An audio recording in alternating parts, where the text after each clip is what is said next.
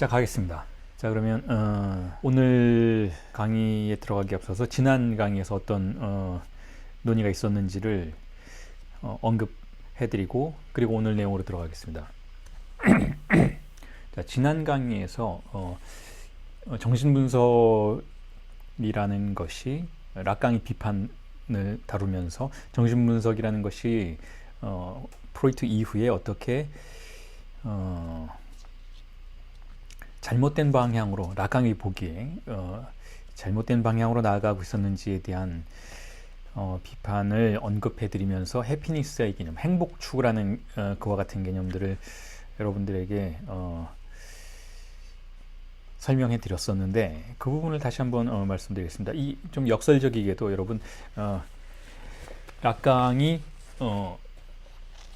청년 시절에 30대죠. 30대에 분석을 받았던 분석가가 후돌프 루벤스타인이라는 정신분석가인데 프랑스에서 활동을 하고 있었던 정신분석가인데 그 분석가가 프로이트 후속 세대죠. 그 분석가가 미국으로 건너가서 자아심리학을 만들게 됩니다. 자, 그래서 락강이 그와 같은 프로이트 후속 세대들에 대한 비판은 사실상 자신의 선배들에 대한 자신을 분석했던 그 세대들에 대한 어떤 비판과 비난이라고도 할 수가 있어요. 그 프랑스에서 활동하고 있었던 분석가들, 독일에서 활동하고 있었던 분석가들, 혹은 영국에서 활동하고 있었던 분석가들이 미국으로 건너가서 미국식 라이프 스타일과 정신분석을 접목시켜서 그 정신분석을 그것이 원래 가지고 있었던 깊이와 막강한 그런 어떤 파괴력을 가지쳐내고 그 뭐랄까요, 소화하기 쉬운, 일반 대중들이 받아들이기 쉬운 그와 같은 상품화의 유형으로 재구성해서 정신분석을 퇴락시키고 있는 것에 대한 비판을 지속적으로 해왔죠. 지금 생각하면 락강이 왜 저렇게 자아심리학을 비판하나 라고 여러분들께서 의아해 하실 수도 있겠지만 사실상 락강을 분석하고 호돌프 루벤스타인과를 비롯한 락강에게 정신분석을 가르치고 락강에게 정신분석을 전수하려고 했던 그 프로이트 후속 세대, 2세대들, 락강과 같은 경우에는 2.5세대 정도 되겠죠.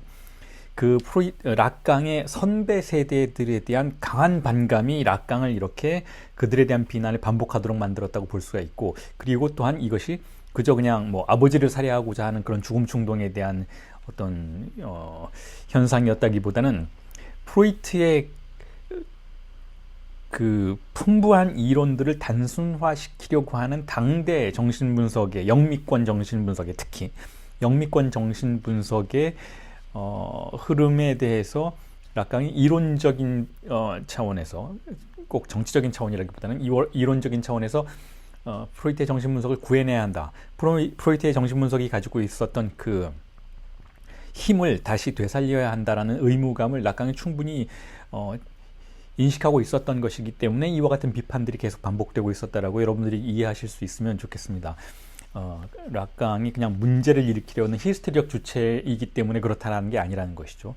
이론적인 흐름 속에서 그와 같은 근거와 이유들이 분명히 있었다라는 것이죠. 그럴만했다라는 거예요. 특히 이 해피니스라는 개념과 같은 것들을 비판하면서도 상당히 락강은 자신의 정신분석은 다른 방향으로 간다, 그리고 프로이트로 돌아간다라는 그와 같은 행보를 매번 강조를 하고 자신의 제자들에게 그곳으로 함께 갈 것을 제안하고 주장하고 설파하고 있죠.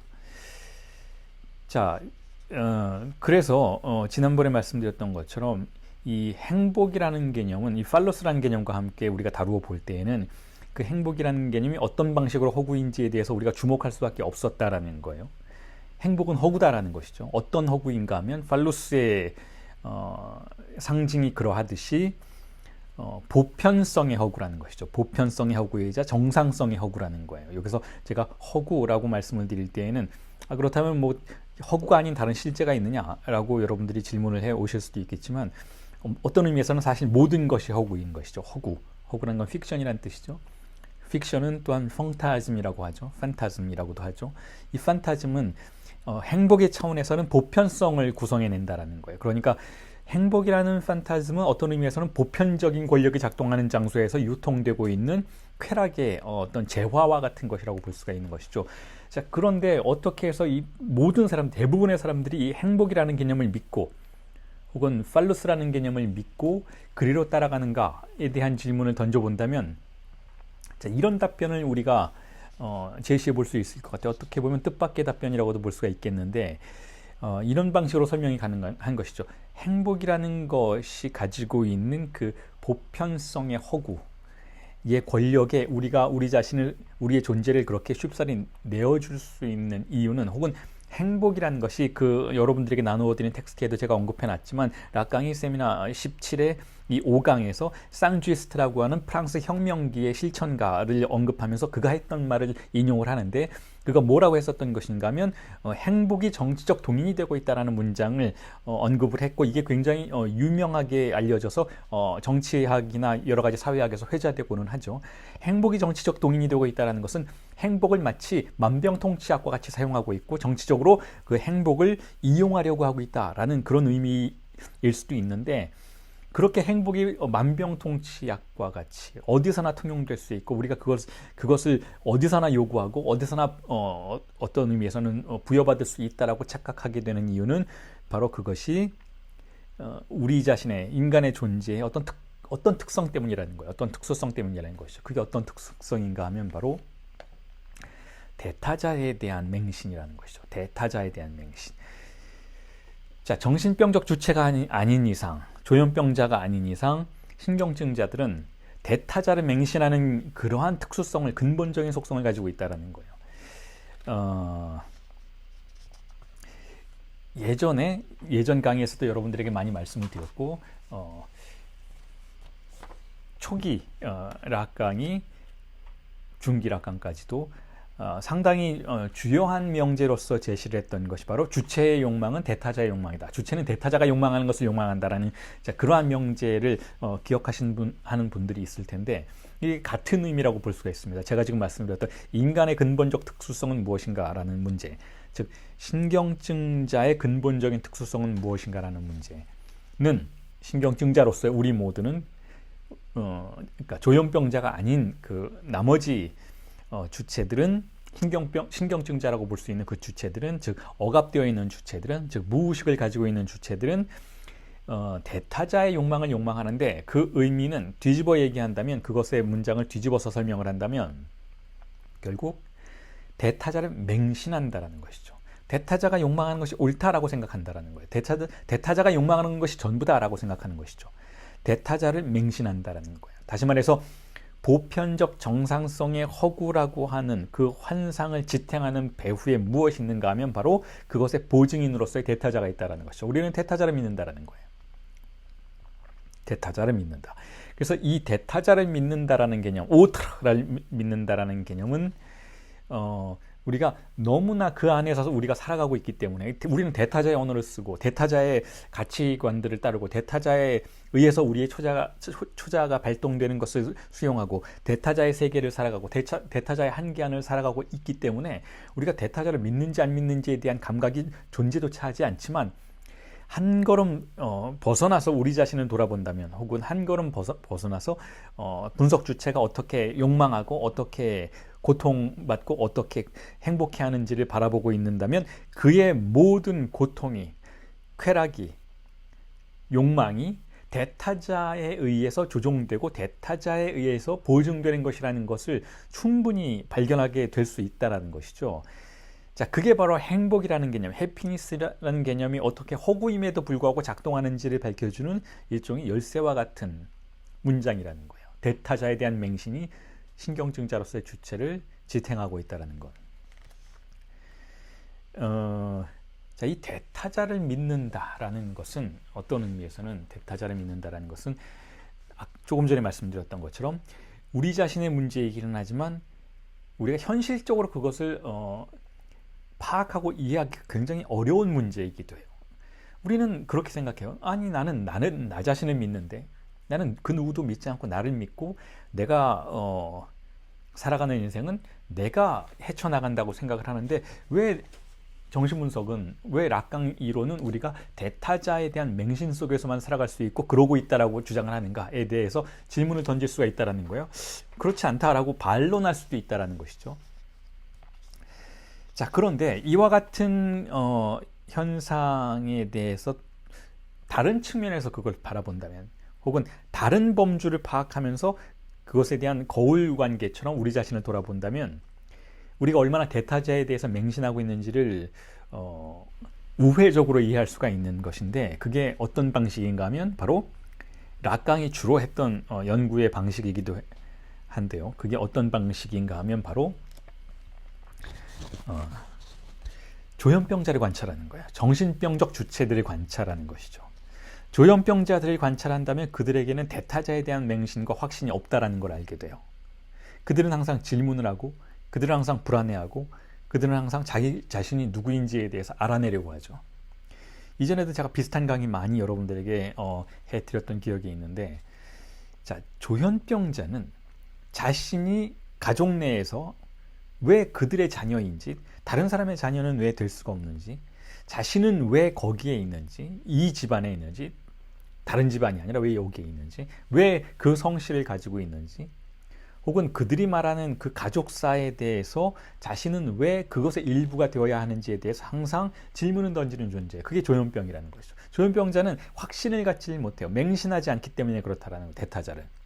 자, 그런데 그러한 조현병적 주체, 정신병적 주체를 관찰하면서 그 반대편에 존재하는 신경증적 주체들, 즉 우리 자신의 모습을 다시 한번 고찰해 보라는 것이죠.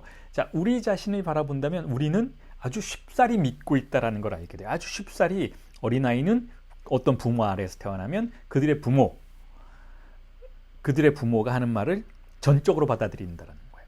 그러니까 단지 눈앞에 보이는 현실들, 예를 들어서 이 안에는 뭐 우리 가족 구성원은 3명이야, 4명이야, 할머니도 있고 할아버지도 있으니까 그럼 뭐 5명이야 이렇게 말하는 눈으로 확인 가능한 그러한 현실만을 받아들이는 것이 아니라 그들이 말하는 추상적인 더욱더 중요한 것이기도 하고 더욱더 우리의 삶에 개입해서 우리의 삶을 조종하고 우리의 삶을 이끌고 우리의 삶을 보호하거나 우리의 삶을 위협하기도 하는 그와 같은 추상적인 요소들에 대해서도 아주 쉽사리 동의한다라는 거예요. 아주 간단히 믿게 된다라는 것이죠. 그게 바로 대표적인 게 바로 가족 구성원 내에서의 자신의 역할과 위치예요. 너는 큰 언니니까, 너는 큰 누나이니까, 너는 큰 형이니까, 너는 큰 아이니까, 너는 맏이니까 이렇게 해야 돼. 반면에 너는 둘째이니까 이렇게 해야 돼. 반면에 너는 막내이니까 이렇게 할 수 있어. 이렇게 해도 돼. 혹은 이렇게 해야 돼. 혹은 나는 아버지이니까, 나는 어머니이니까, 나는 삼촌이니까 너에게 이렇게 할 수 있어. 혹은 나는 엄마이고 너는 아들이니까 우리 둘이는 이거는 할 수 없어. 나는 아빠이고 너는 내 딸이니까 우리 둘이는 이런 것들을 같이 할 수 있지만 이런 것들은 절대로 같이 해서는 안 돼. 라는 모종의 다양한 규칙들과 다양한 질서들을 아이들은 반론을 제기하지 않고 수용한다라는 거예요. 수용한다라는 것이죠. 왜냐하면 아이들은 아이들로부터 시작된 우리의 주체는, 우리의 주체성은, 우리의 주체의 속성은 바로 그렇게 말을 하고 있는 부모들, 어른들, 형들, 누나들, 언니들의 배후에 그들을 지탱해주는, 그들에게 무언가 그들이 저렇게 말을 할 수 있도록 보장을 해주는 추상적인 대타자, 즉 큰 타자, 즉 권력을 가진 타자, 그리고 보편적인 타자가 존재한다라고 확신한다라는 거예요. 그걸 확신하면 주체들은 더 이상 질문을 던지지 않고 그걸 믿게 되죠. 그걸 믿고 살아가게 되죠. 그러니까 기이한 현상들이라는 거예요. 정신병적 주체들에 대해서 관찰하는 눈을 그대로 가지고 와서 그러한 관찰 방법과 잣대를 그대로 가지고 와서 신경증자들을 바라보면 신경증자들, 즉 소위 정상인이라고 불리우는 자들의 태도가 기이할 수 있다는 것이죠. 동시에 또한 기이할 수 있다는 거예요. 이와 같은 기이함이 평상시에는 우리에게 사실은 체감되지 않지만 정신분석을 하러 온 내담자들, 분석 주체들의 고통과 쾌락을 관찰하면 그와 같은 기이함들이 도드러지는 것을 알 수 있어요. 예를 들면 어떤 한 여성 내담자가 분석 주체로서 상담을 시작했을 때 자신들의 부모와 어머니나 아버지와의 관계에서 등장하는 어떤 종류의 쾌락이나 어떤 종류의 고통을 거부하려는 경향이 있어요. 이게 너무 힘들다라는 거야. 부모님과의 관계 이거 너무 힘들다라는 것이죠. 자꾸 어머니와의 관계에서 자기 자신이 모순된 태도를 취하는 것, 그들에게 자꾸 의지하려고 한다든지 혹은 그 의지에 반대되는 거부하려고 한다든지 이럴 때 의지하려면 의지하고 거부하려면 거부할 수 있는 것인데 의지하려고 하면 그 의지하는 순간 등장하는 다양한 부담감과 고통스러운 기억들 때문에 다시 거부하고 싶어지고 거부하려고 하면 또한 어떤 종류의 죄책감 때문에 그들이 거부하지 못하고 다시 받아들이게 되고 자 이와 같은 어떤 종류의 메비우스의 띠와 같은 출구도 없고 입구도 없는 그러한 어떤 반복적인 모순된 상황들의 고리를 끊고 싶은데 그걸 하지 못하는 내담자들이 있어요. 혹은 대부분 그렇죠. 우리가 왜 그럴까요? 예를 들어서 고양이들은 어떤 특정한 시기가 지나면 부모들을 떠나죠. 강아지들도 마찬가지죠. 특정한 시기를 떠나면 부모를 떠나죠.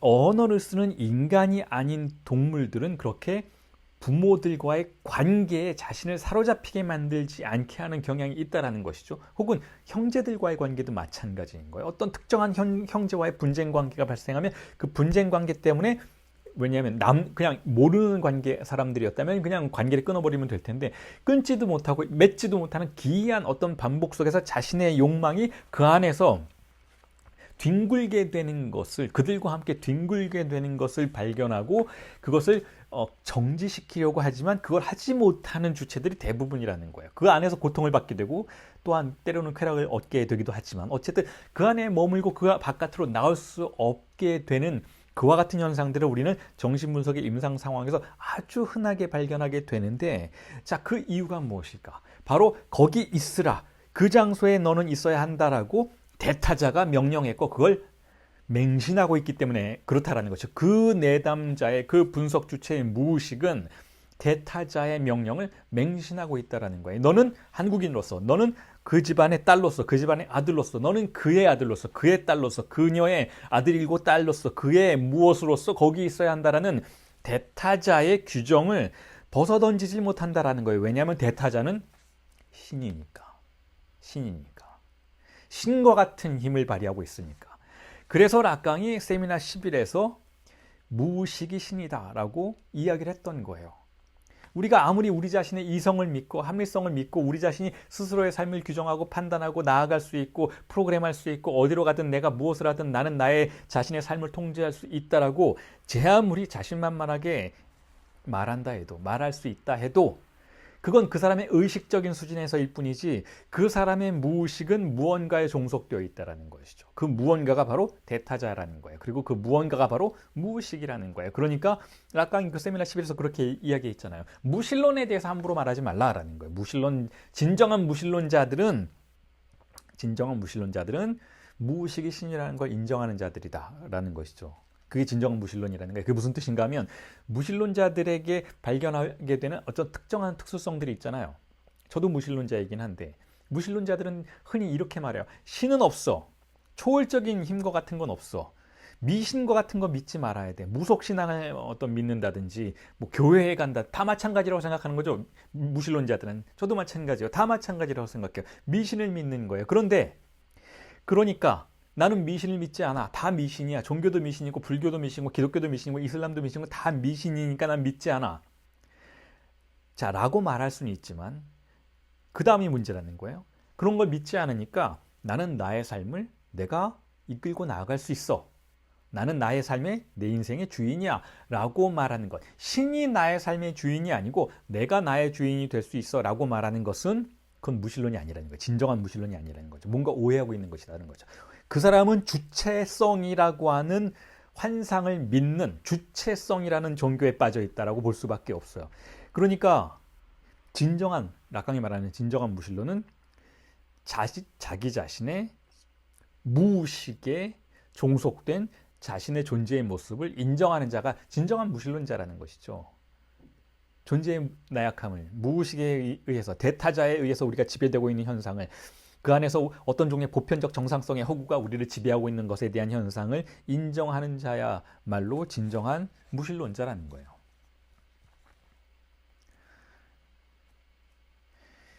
자, 그래서 제가 지난 강의 말미에 빠르게 여러분들에게 그 푸주한의 아내라는 그 프로이트의 사례에 대한 언급을 소개해 드렸죠. 거기서 이 푸주한의 그 정육점 주인의 아내가 어떻게 꿈을 꾸었는지, 그리고 그 꿈 속에서 어떻게 욕망했는지, 그 욕망의 본질이 무엇이었는지에 대한 설명을 간단하게 언급해 드렸는데, 자, 그 여성을 또한 이렇게 불러볼 수도 있을 것 같아요. 자, 그 여성은 꿈속에서는 훈제 연어가 조금밖에 없었잖아요. 만찬을 즐길 만한 재료가 전혀 없었잖아요. 그래서 만찬을 할 수도 없었고, 누군가를 초대하기에도 굉장히 부족한 상황이었죠. 결여된 상황이었죠. 자, 그런데 이걸 우리는 제가 지난주에도 말씀드렸던 것처럼 그 푸주한의 아내는 오히려 즐기고 있었다라는 것이죠. 자, 이게 프로이트의 발견이라는 거예요. 프로이트는 우리가 어떤 욕구에 의해서 움직이는 존재가 아니라, 우리가 어떤 욕구에 의해서 A라는 게 부족하면 A라는 거를 먹고 취하고 행복해하는, 자, 그런 존재가 아니라 오히려 결여를 탐닉하는 존재다. 특히 히스테리적인 주체가 그와 같다라고 발견한 최초의 과학자라는 거예요. 프로이트는 불만족이 어떻게 우리에게 만족을 주는지를 이해한 정신분석가라는 것이죠. 그래서 욕구가 아닌 욕망의 논리가 우리를 지배한다라는 것을 이해한 심리학자라는 거예요. 과학자라는 것이죠. 정신과 의사라는 거예요. 자, 그래서 이와 같이 인간의 가장 모순된 태도를 지배하고 있는 것은 결국 주이상스의 논리라고 볼 수가 있다는 것이죠. 주이상스는 어떤 것인가요? 주이상스라는 프랑스어는 고통과 함께 쾌락이 존재하는 것, 혹은 쾌락을 우리가 탐닉하는 과정 속에서 오히려 고통을 느끼게 되는 그와 같은 현상을 묘사하는 용어로서 사용될 수 있는 것이잖아요.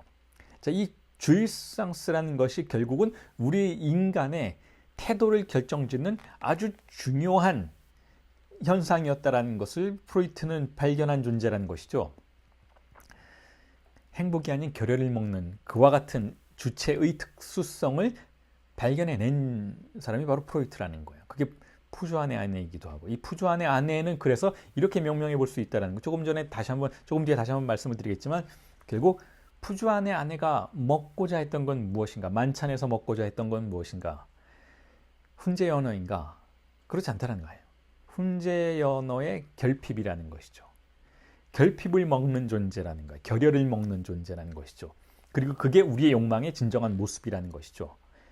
이 푸주한의 아내의 꿈속에서 등장했던 이 여성의 모습은 결국 이런 문장으로, 제가 그건 여러분들에게 제안드리는 문장인데, 락강이 한 것은 아니지만, 락강도 그런 비슷한 언급을 하긴 했지만, 자, 공백을 먹는 여자였다라는 거예요. 공백을. 이 여성이 먹고 있는 건 훈제 언어가 아니라 공백이라는 것이죠.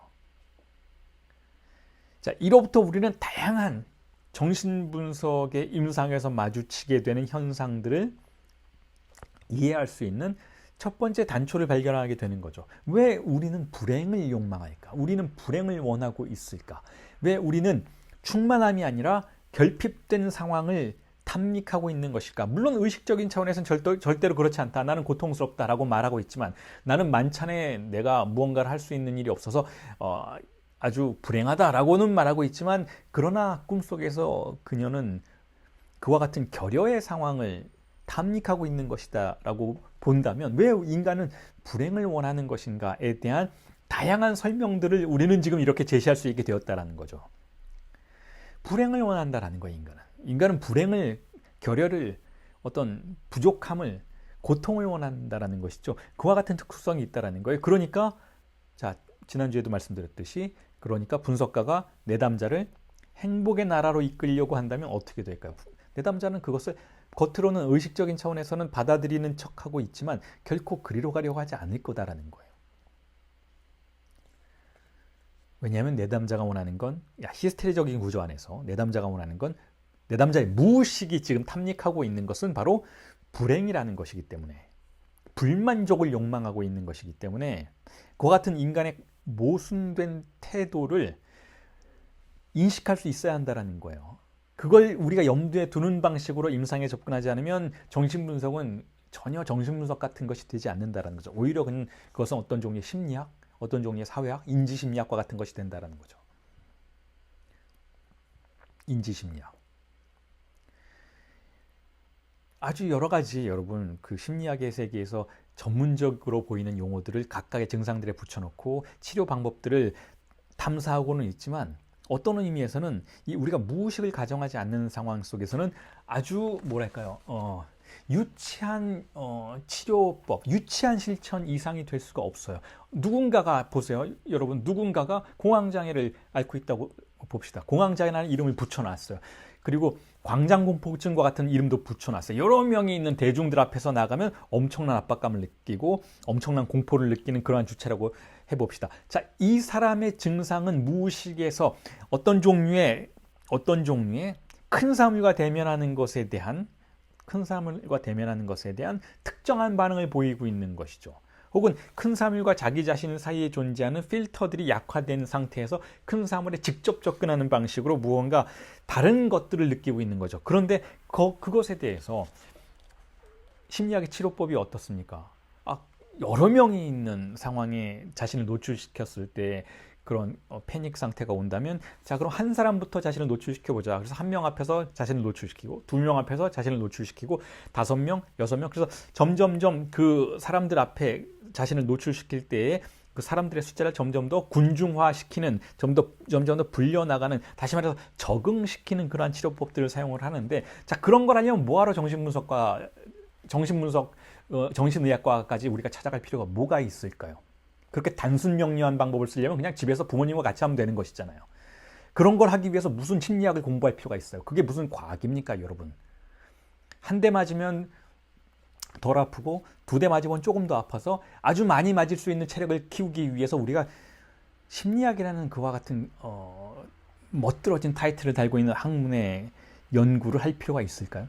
그것 뒤에 다른 게 있다는 걸 이해해야 한다는 것이죠. 그 뒤에 우리가 그러한 공포를 느낄 때 혹은 우리가 그러한 패닉 상태에 빠질 때 그 뒤에 무의식이 있고 그 무의식 뒤에는 주의상스가 있고 그 주의상스가 움직이는 방식에 따라서 우리는 때로는 그것에 자신을 노출시키기도 하고 노출시키지 않기도 하고 그걸 탐닉하기도 하고 그것을 공포스럽게 느끼기도 하고 불안으로 간주하기도 하는 여러 가지 다양한 층위들에 대한 탐사가 이루어지지 않은 상태에서 자 그와 같은 반복적인 마치 파블로프의 개를 다루는 듯한 그와 같은 전혀 무의식에 대한 고려를 하지 않는 치료법이 무슨 의미가 있는지 질문하지 않을 수가 없다는 거죠. 자, 그래서 다시 돌아와서 자, 이 푸주한의 아내는 자, 그런 조금 전에 말씀드렸던 방식으로 심리학이 다루는 인간을 다루는 방식으로는 이 푸주한의 아내가 왜 그런 꿈을 꾸는지 이해할 수가 없어요. 왜 그 마른 여자친구가 좋아한다고 말을 했던 훈제 연어가 꿈속에 등장했는지에 대한 설명을 할 수가 없다는 것이죠. 자, 왜 그랬을까요? 왜 그 훈제 연어가 문제가 됐을까요? 혹은 그 훈제 연어를 먹고 싶어 했던 그 여사친이 문제가 됐을까요? 왜냐하면 바로 그 여사친이 바로 팔루스 그 자체였던 것이기 때문에 그렇죠. 왜 그 여사친이 팔루스였을까요? 바로 팔루스는 무엇인가요? 아버지가 욕망하는 것이죠. 팔루스는. 자, 아버지의 역할을 지금 누가 하고 있나? 이 구조 안에서. 이 푸주한의 아내에게 남편이 아버지의 역할을 하고 있는 것이죠. 그 아버지의 욕망이 어디로 갔는지, 어디를 향하고 있는지가 이 아내에게는, 푸주한의 아내에게는 초유의 관심사라는 거예요. 의식적으로는 그렇게 하지 않아도 무의식적으로는 이 남편의 욕망이 어디로 향하고 있는지가 관심사가 되고 있다는 거죠. 그리고 그 여성에 대한 칭찬이, 그 여사친에 대한, 마른 여사친에 대한 칭찬이 결여에 대한 욕망을 촉발시켰던 것이죠. 그 여사친은 팔루스이면서 강력한 팔루스가 되는 거예요. 왜냐하면 결여를 포함하고 있는 것이니까. 그 결여가 바로 이 팔루스라는 기표에 의해서 표지되고 있는 것이니까 이 푸주한의 아내에게는 강력한 욕망의 대상으로 작동하기 시작했다는 것이죠. 그래서 꿈 속으로 들어오기도 하고 현실 속에서도 그 여자친구가 자꾸 생각나기도 하는 것이죠. 자, 그러한 방식으로 그 여성은 세미나 17의 논리로 가지고 와서 그 여성을 파악한다면, 그 푸주안의 아내와 그 여사친을 파악한다면, 이 푸주안의 아내의 잉여, 히스테리적 담화의 구조 속에서 잉여 향유는 바로 그 마른 여사친이 되고 있다는 거예요. 자, 팔루스라는 것은 바로 아버지의 욕망의 향방을 가리키는 기표인 것이니까. 그리고 팔루스는 또한 그와 같은 잉여향유 중에서 가장 정제된 잉여향유라고 볼 수가 있는 것이니까. 왜 가장 정제된 것인가 하면 상징계의 필터링에 가장 많이 노출된 잉여향유이기 때문에 그렇다는 것이죠. 팔루스가 아버지가 지배하고 있는 잉여향유인 것이니까 가장 정제된 주입상수라고 볼 수가 있어요. 그래서 제가 우리 수업의 초기에서 여러분들에게 말씀드렸던 것처럼 그와 같은 잉여향유로서의 팔루스가 바로 페르벡시옹, 즉 아버지 판본의 쾌락이라는 거예요. 아버지 판본의 주입상수라는 것이죠. 페르벡시옹이라는 것이죠.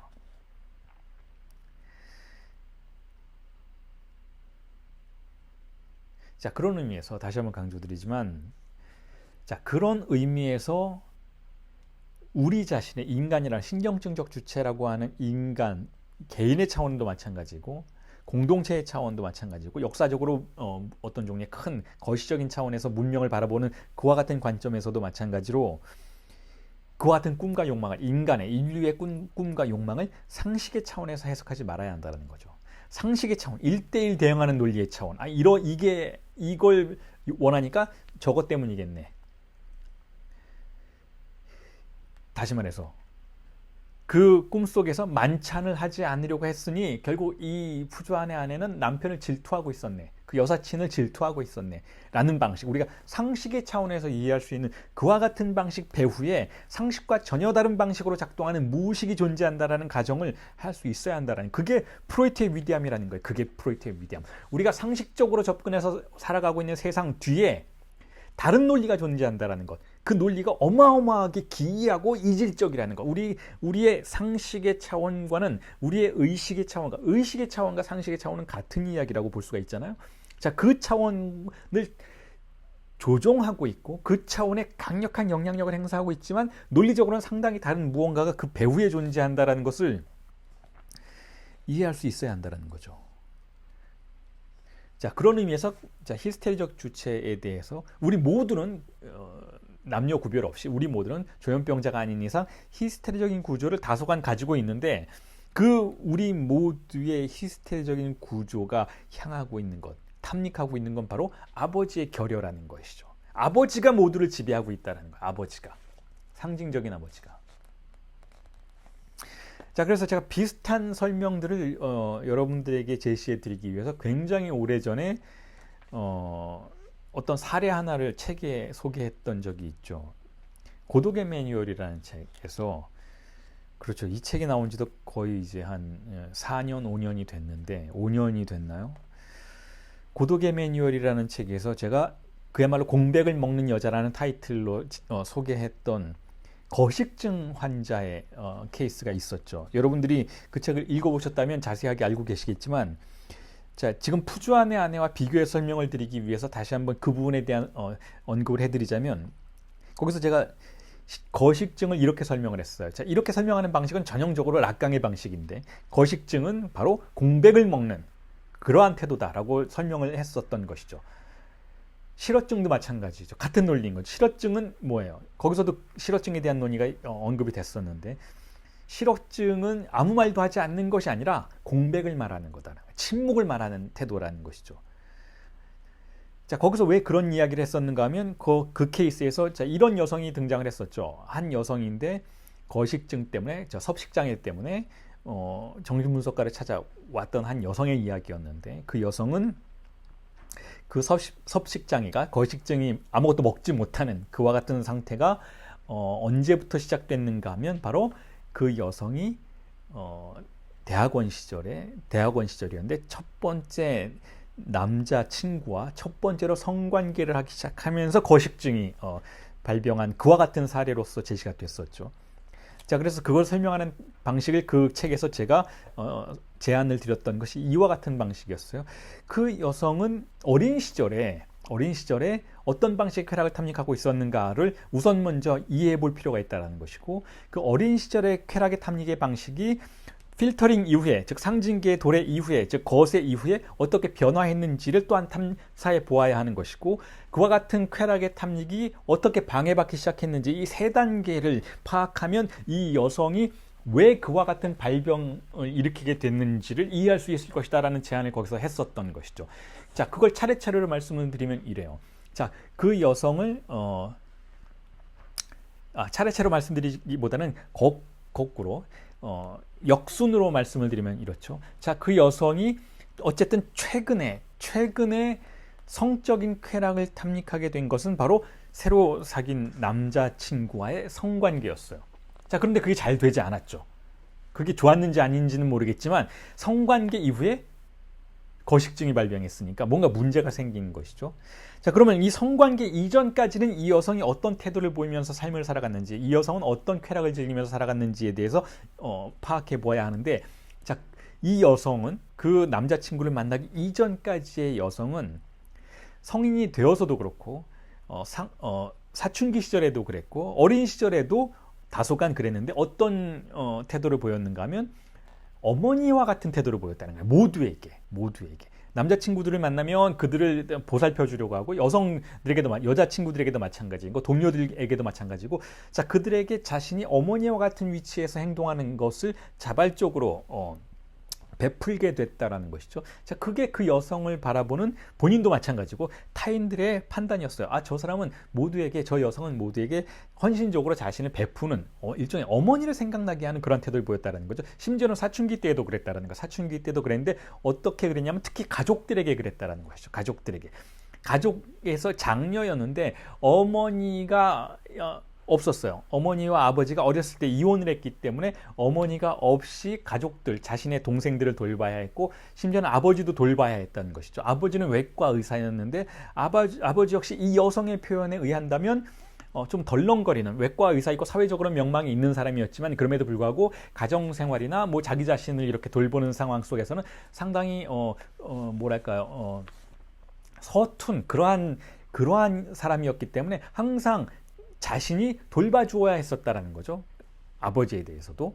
그러니까 아버지에 대해서도 심지어는 자신은 어머니의 위치에 있었다라는 거죠. 심지어는 그 여성이 그래서 그 가족 내에서 할머니나 할아버지에게 모두의 엄마라는 그와 같은 별칭으로도 불렸었다라는 것이죠. 자, 이게 굉장히 중요한 부분들이었던 것인데, 자, 그런데 이게 이 여성이 가족 내에서 자신의 위치를 탐닉하는 방식이었다면, 자, 그 이전에는 어떤 일이 있었는가 하면, 더 유아기에는 어떤 일이 있었는가 하면, 이 여성이 기억해낸 바에 의한다면 어머니와 아버지가 이혼하기 이전 상황에서는 조금 달랐다라는 거예요. 거기서는 이 여성이 여자아이였던 시절에 이 여성은 모두의 어머니처럼 행동하는 그와 같은 태도를 보이기보다는 상당히 응석바지와 같은 태도를 보였어요. 응석바지와 같은 태도를 보였는데, 특히 아버지에게 응석바지와 같은 태도를 보였고, 어머니와는 항상 분쟁 관계에 들어갔다는 것이죠.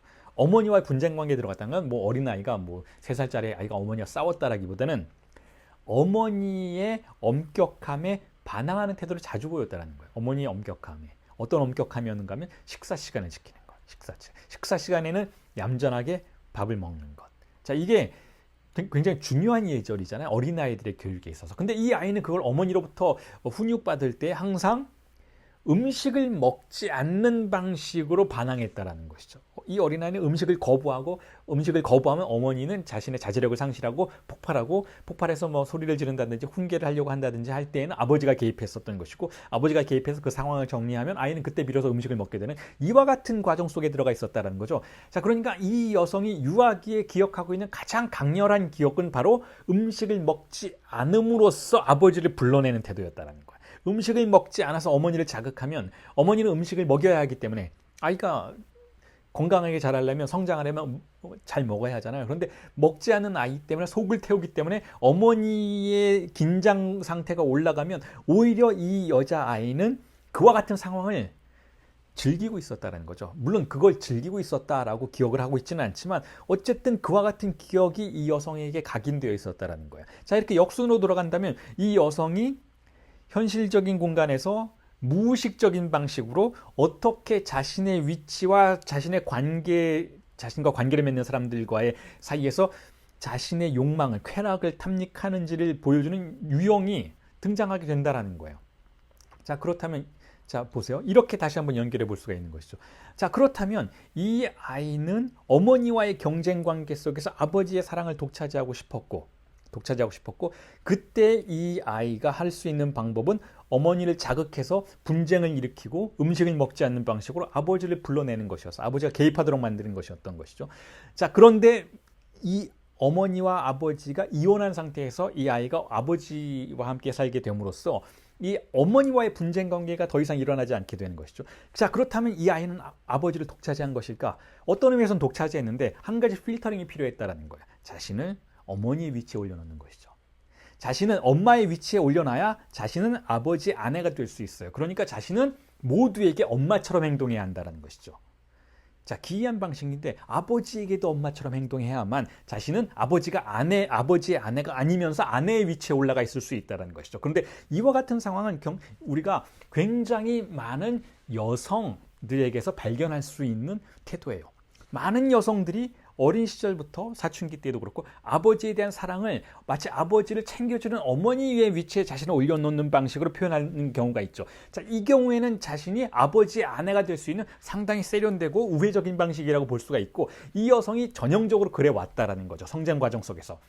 그래서 모든 사람에게 어머니 위치에 가려고 했던 거예요. 이 사람이 이 여성 환자가 남성들, 특히 남성들과 대면하는 방식은 항상 어머니의 위치에 자신을 올려놓음으로써 아버지의 아내가 되는 그런 구도를 획득하는 그러한 상황 속으로 자신을 항상 몰고 갔었다라는 것이죠. 자, 그런데 문제가 발생한 거예요. 그와 같은 삶이 지속되다가 그와 같은 역할에 아주 만족하면서 삶을 살아가다가 남자친구와 성관계를 하게 되는 것이죠. 자, 남자친구라면 애인이라면 어쨌든 사귀기 시작하면서 이 여성이 시도했던 건 처음에는 그거였던 거예요. 무엇인가 하면 바로 이 남자친구에게도 자신이 어머니처럼 구는 것이죠. 챙겨주고 보살펴주려는. 자, 그러한 태도를 보이는 것이죠. 자, 그런데 어쨌든 연인 관계가 성립이 되고 성관계를 할 수 있는 상황이 되었을 때에는 자, 충돌이 일어나는 거예요. 어머니는 섹스를 하지 않으니까. 어머니는 자신의 아들과 섹스를 하지 않는데 어머니 위치에서 마치 자신의 자식인 것처럼 남자친구를 다루다가 실질적으로 섹스하는 상황으로 들어갔을 때는 자, 무의식의 질서가 이제까지 유지되어 왔던 질서가 뒤엉켜 버리는 것이죠. 자, 그때 당황했던 이 여성의 무의식이 현실 속에서 다시 쾌락을 불러내는 방식은 무엇이었을까요? 최초의 방식인 거예요. 최초의 이 여성이 어머니, 아버지의 삼자구도 속에서, 즉 분쟁 관계 속에서 자신의 쾌락을 탐닉하는 방식, 즉 음식을 먹지 않는 태도라는 것이죠. 그 음식을 먹지 않는 태도가 자, 더 이상 어머니 역할을 할 수 없게 됐으니까 어머니의 역할을 할 수 없는 상황에서 이 여성이 무의식이 할 수 있는 가장 증상적인 반응은 음식 거부, 섭식 거부였던 거예요. 무의식적인 방식으로 섭식을 거부하는 것이죠. 거식증인 거예요. 자, 그래서 이와 같은 모든 상황들을 분석 상황 내에서 엄표화시키고 상징화시키고 이 여성이 가지고 있는 여기저기에 집중되어 있던 증상적인 리비도의 흐름들에 대해서 상징화의 과정을 계속 겪는 과정 속에서 이 여성이 현실적인 공간에서도 상당히 많은 변화를 일으키게 되죠. 어떤 변화를 일으키게 되는가 하면 그게 분석의 영향이었었는지 아니면 그냥 현실적인 변화에 대한 적응이었었는지 모르겠지만 어쨌든 다시 섭식장애로부터 벗어나게 되는데 그 벗어나게 되는 과정 속에서 만나게 된 현실이 상당히 의미심장했다는 거죠. 이 여성은 법대생이었어요. 로스쿨 학생이었는데 이 여성이 처음에는 검사의 위치에 가려고 했어요. 검사의 위치에 가려고 했는데 상담을 받는 과정 속에서 자신의 미래에 대한 진로의 방향을 바꾸어서 변호사가 되죠. 변호사가 되면서 섭식장애가 다시 해소돼요. 거식증이 없어져요. 그리고 변호사가 되었을 때 이 여성의 태도와 이미지가 어떻게 변화했는가 하면 바로 범죄자들의 어머니와 같은 태도. 그러니까 범죄를 저질렀거나 혹은 범죄를 저질렀다고 의심받고 있는 피의자들에 대해서 마치 어머니가 보호해주는 듯한 포지션으로 자신을 상징기 안에서 완전히 자신을 어머니의 위치에 틀어박아 넣음으로써, 갖다 박아 넣음으로써 자신의 리비도가 더 이상 예전처럼 어떤 특정한 남자 관계라든지 현실 속에서 등장하는 어떤 종류의 사건으로 인해서 흔들리지 않도록 하는, 자, 그와 같은 현상 속에 처하게 되었을 때 이 여성의 섭식장애가 극복되었다는 거죠. 자, 거기서도 우리는 이 여성의 근본 환상은 공백을 먹는 것이다라는 걸 이해할 수가 있어요. 그리고 그 공백을 먹는 그와 같은 태도 자체를 승화시킨 태도가 일종의 모든 사람들에 대해서 어머니가 되어주는 태도라는 것이죠. 그리고 모든 사람의 어머니가 되어주기 위해서는, 자, 결여를 발견할 수 있어야 한다는 거예요. 상대방으로부터 결여를 발견해야, 무언가가 부족함을 발견해야 그 부족함에 대해서 자기가 보충해 줄 수 있는, 어머니와 같이 위로해주고 어머니와 같이 무언가를 베풀어주는 위치에 올라갈 수 있다는 것이죠. 어느 것 하나 부족함이 없는 대상과 만났을 때에는, 자, 그와 같은 태도를 보여줄 수가 없다는 거예요. 자, 그래서 고독의 매뉴얼에서 제가 그 사례를 여러분들에게 소개해 드리면서 제시했던 그 타이틀 자체가 바로 공백을 먹는 여자, 거식증이란 공백을 먹는 태도다라는 것이고, 그 공백을 탐닉하는 태도를 우리는 이용할 수 있어야 한다라는 그러한 관점이어서 정신분석이란 바로 그처럼 공백을 다루는 실천이다라는 것을, 공백을 중심으로 해서 이론화해서 제시하려고 노력했던 책이 바로 고독의 매뉴얼이라는 거죠. 그래서 공백의 탐닉 과정 속에 있는 주체를 상담 과정 속에서 엑스니힐로의 주체로 만들어야 한다라고 세미나 17에 근거한 이론들을 다양한 방식으로 제시를 했었죠.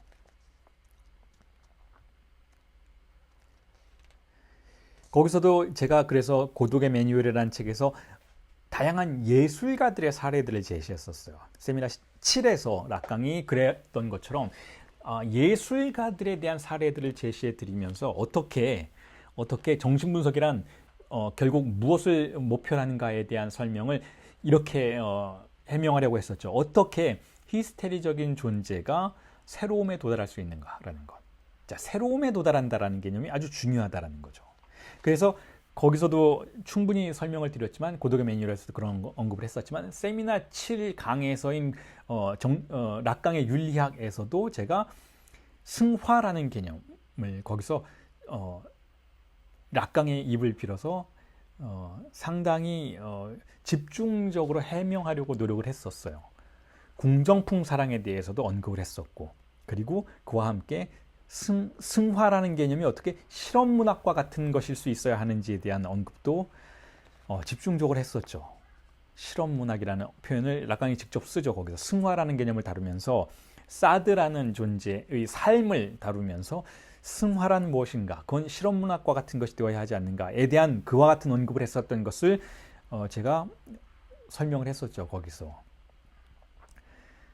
자, 히스테리적 주체가 아니라면, 우리는 히스테리적 주체가 아니었다면, 예를 들어서 강박증적 주체였거나 혹은 자신의 공백을 드러내려고 하지 않는 그러한 상태였다면 분석은 히스테리화 시켜야 한다라고도 언급을 했어요. 그래서 히스테리화하는 것, 주체, 내담자를 히스테리화하는 것이 선결 과제이고, 그 히스테리화한 상태의 주체가 자신의 공백에 지속적으로 도달하는 것을 관찰하고 스스로 체감할 수 있도록 해 주어야 하고, 내가 지금 무엇을 하고 있는지에 대해서 분석 주체가 이해할 수 있어야 한다는 거예요.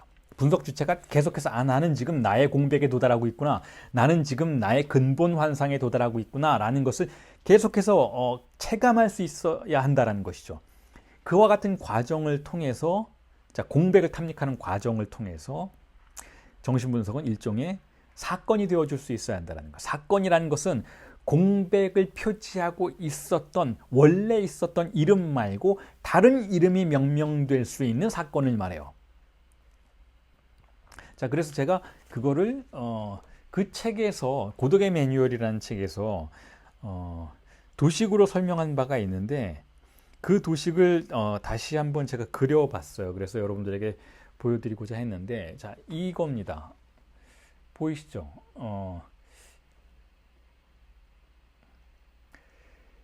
자, 검은색 동그라미 점이 두 개가 있어요. 하나는 근본 환상이고 그 위에 하나가 있는 것이죠. 자, 근본 환상은 아까 여러분들에게 설명을 드렸던 그 자, 공백을 먹는 여자라는 그 사례에서 거식증 환자의 사례에서 거식증을 통해서 이 여성이 어떻게 자신의 근본 환상을 구성해냈는지였던 거예요. 자신이 음식을 거부하는 상황은 아버지를 사랑하는 상황이다. 아버지를 불러낼 수 있는 그와 같은 구조라는 그 거식증, 공백 자체를 먹음으로써 어떻게 쾌락을 생산해낼 수 있었는지를 체험하는 그와 같은 구조의 근본적인 상황이었고, 그 위에 하나의 층 위에는 모두의 어머니가 되는 조금 다른 구조의 환상이 존재하죠. 모두의 어머니가 된다라는 것도 일종의 환상이지만 그 환상은 그 근본적인 장소에 존재하는 환상과는 다른 층이었어요. 하지만 전혀 다른 층이라기보다는 그 거식증을 통해서 공백을 먹는 방식으로 섭식을 거부하는 방식으로 결국은 아버지의 사랑을 독차지할 수 있다라고 하는 그 근본적인 환상을 우회시키는 환상이었던 것이죠. 그러니까 그 두 개의 환상은 서로 연결된 환상이었어요. 그래서 하나가 막히면 다른 하나가 촉발되는 그와 같은 구조였던 것이죠. 모두의 어머니가 되는 환상이 막히니까 남자친구와의 성관계를 통해서 그 환상의 흐름이 막히니까 즉각적으로 근본적인 환상이 다시 출현해서 거식증이라는 증상을 발현시켰던 것이잖아요. 혹은 거식증이라는 어떤 섭식장애라는 근본적인 환상이 작동하지 않아도 되는, 즉 어머니가 사라졌어요. 어머니가 아버지와 이혼해서 사라졌으니까 작동하지 않는 상황이 되자 즉각적으로 자신의 어머니의 위치에 놓는 또 다른 환상을 창조해내는 그와 같은 방식으로 주이상스에 대한 경제가 작동하고 있었던 것이잖아요. 자, 그와 같은 과정이라면 정신분석 임상은 이 의식적 차원을 지배하고 있는, 즉 모두의 어머니가 되고자 하는 그 층위에서 작동하고 있는 그 환상을 돌파해서 근본 환상까지 항상 내려갈 수 있도록 해야 한다는 것이죠. 그러니까 그 내담자가 보여주고 있는 표현이라든지 사회 생활 속에서 등장하고 있는 어떤 신념이라든지 혹은 쾌락에 대한 선호도라든지 이와 같은 것들을 분석해냄으로써 그 의식적 층위에서 그 내담자를 지배하고 있는 환상과 그 밑에 존재하는 다른 환상의 통로를 찾아내는 것이 아주 중요한 역할이라는 것이죠. 그리고 그 통로를 찾아낼 수 있는 왕도가 바로 꿈의 분석이라는 거예요. 꿈을 분석함으로써 우리는 표면적인 환상과 그 밑에 있는 환상이 어떻게 다른지, 어떻게 연결되는지를 이해해 볼 수 있다는 것이죠. 자, 그렇게 해서 지속적으로 공백에 도달하는 과정 속에서 그 공백을 표지하고 있었던 기표, 원래 있었던 기표죠. 그 원래 있었던 기표로부터 다른 기표를 발명해낼 수 있는, 창안해낼 수 있는 과정으로 나아가야 한다라는 것이 고독의 매뉴얼의 근본적인 태제였어요. 제가 여러분들에게 4년 전에, 5년 전에 제시해 드리고자 했었던 정신분석의 근본적인 흐름이었던 것이죠. 그래서 그 흐름이 바로 이 도식에서 그려진 화살표로 표시가 되고 있어요. 자, 왼쪽에서 오른쪽으로 들어가는 화살표는 분석의 초기 중기 단계라고 볼 수가 있죠. 이 화살표의 흐름을 통해서 우리는 공백에 지속적으로 내담자를 접근시키는 것이고, 접근해서 공백과 마주하도록 하는 것이고, 근본 환상을 횡단하는 것이고, 그 근본 환상을 반복적으로 횡단하는 과정 속에서 내담자는 새로운 S1을, 새로운 기표를, 새로운 종류의 문법을 창안해낼 수 있는 그와 같은 흐름 속으로 나아가야 한다는 것이 그때 제가 여러분들에게 설명을 드리고자 했던 정신분석의, 락가니언 정신분석의 핵심적인 문제였던 거죠. 자, 그리고 여기서 우리가 그 공백을 먹는 여자라든지 푸주한의 아내라든지 모든 종류의 히스테리적인 구조에서 발견하게 되는 중심적인 태제는, 중심적인 권력은 아버지의 구조라는 것을 이해할 수 있어야 돼요. 그걸 굉장히 중요하게 생각해야 한다는 것이죠. 아버지가 어디서든 발견된다는 거예요. 아버지가 실제로 있었건 없었건, 아버지가 그 가정 내에서 권력을 가지고 있었건 없었건, 어쨌거나 아버지라는 중심적인 권력의 작용이 어디서나 작동하고 있었다라는 거죠. 자, 그래서 문제는 결국, 자, 이처럼 제가 조금은 도식적으로 설명을 드렸던 공백에 접근해서 다시 바깥으로 나가는 과정 속에서 공백을 표지하고 있었던 S1의 권력으로부터 주인기표죠. 다른 주인기표를 생산해내는, 자, 그와 같은 과정으로 나아가는 흐름이 정신분석이라면 이와 같은 정신분석을 달리는 이렇게 표현해 볼 수 있다라는 거예요. 어떻게 표현하는가 하면 바로 아버지로부터 멀어져야 한다는 거죠. 아버지로부터 멀어지게 해야 한다는 거죠. 즉, 아버지 판본의 욕망으로부터 주체를 거리두게 만들 수 있어야 한다는 것이죠. 자, 문제는 히스테리적인 주체가 아버지로부터 멀어지도록 해야 한다는 거예요. 백백시용에서, 즉 아버지 판본의 쾌락에서 증환으로 나아갈 수 있도록 해야 한다는 거죠. 이건 세미나 23의 논점에 근거한다면 이렇게 표현할 수 있다는 거예요. 백백시용, 아버지 판본의 쾌락의 지배로부터, 즉 권력의 쾌락의 지배로부터 증환의, 쌍톰의 지배로 나아갈 수 있도록, 쌍톰을 발명해낼 수 있도록 해야 하는 것이 정신분석의 역할이라는 거예요. 그러기 위해서 분석가는 어떤 역할을 해야 하는가에 대한 문제는 전이의 문제를 촉발시키죠. 분석가는 전이를 통해서 분석을 시작하잖아요.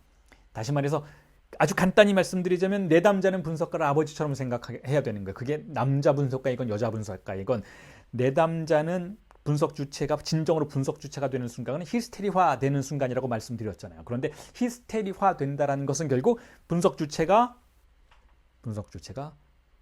분석가를 아버지로 대체시킨다라는 거예요. 그게 무슨 뜻인가 하면 자신을 원래 지배하고 있었던 아버지의 이미지를 분석가에게 더 씌운다라는 거죠. 아, 저 사람은 믿을 만하다. 저 사람은 대타자이다. 저 사람을 신뢰해도 되겠다라고 하는 그와 같은 확신이 생겨야만 전이가 발생하는 거고, 그와 같은 확신 속에서, 그와 같은 맹신 속에서 분석이 시작된다라는 거죠. 그래서 제가 이 부분에 대해서 아주 중요하게 여러분들에게 설명을 드렸죠. 결코 전이를 다른 곳에서 사용하면 안 된다라고 여러분들에게 분명히 말씀드렸죠. 굉장히 많은 정신분석가들이, 혹은 잘못된 정신분석가들이, 혹은 잘못된 정신과 의사들이, 잘못된 심리치료자들이 그걸 이용한다라는 거예요. 자신에게 보내준 신뢰를, 자신에게 보내준 내담자의 분석 주체의 신뢰를 미신을 위해서 사용한다라는 것이죠. 자, 나를 아버지처럼 생각해. 나를 아버지처럼 생각해? 그럼 나만 믿어. 내가 너를 행복하게 해줄게. 라는 방식으로 사용해서는 안 된다라는 거예요. 자신의 나약함을 인정해야 한다라는 것이죠. 나는 당신에게 줄 게 아무것도 없다라는 거예요. 나는 그런 아버지가 아니라는 것이죠. 당신이 나를 그렇게 믿어주는 건 굉장히 고마운 일이지만, 당신은 나를 아버지처럼, 나를 대타자처럼 간주해 주는 것은 아주 고마운 일이지만, 자, 그것 또한 병이라는 것이죠. 그걸 이해할 수 있어야 돼요. 분석가 자신이 잘나서 지금 이 사람이 나에게 그렇게 신뢰를 보내주는 게 아니라는 걸 이해할 수 있어야 한다는 것이죠. 잘나서 그런 게 아니에요. 그냥 정상적으로 그러는 거예요. 인간이라는 존재는 대타자를 맹신하는 존재이기 때문에 대타자의 위치에 있을 만한 누군가를 만나게 되면 그를 대타자처럼 간주하고 신뢰하고 믿어주려고 하는 경향이 있다는 거죠. 그와 같은 호의를 이용하면 안 돼요.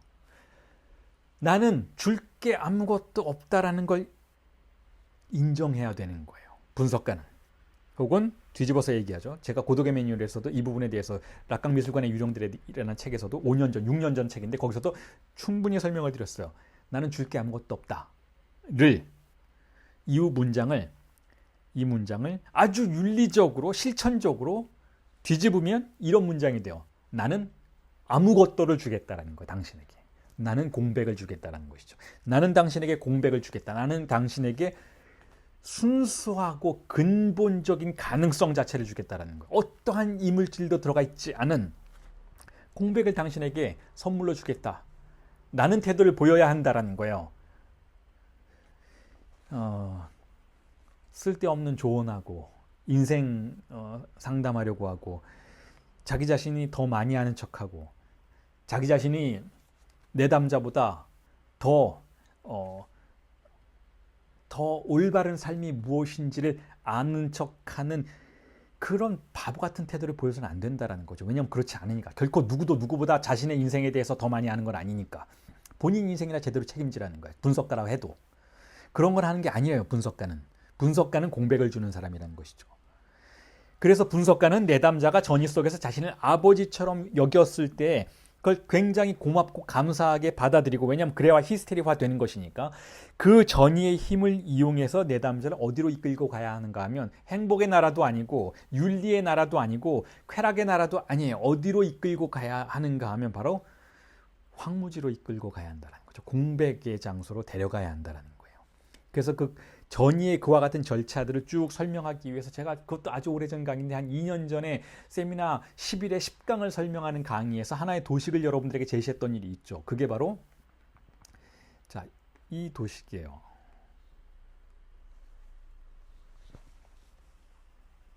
자, 보시면 전이의 과정이, 즉 락강이 전이를 어떻게 사용하고 있는지에 대한 과정들이 세세하게 표지되어 있어요. 먼저 알파 가로 i로 시작하죠. 알파 가로 i라는 것은, i는 이미지의 그 i인데, 처음에 전이가 시작되면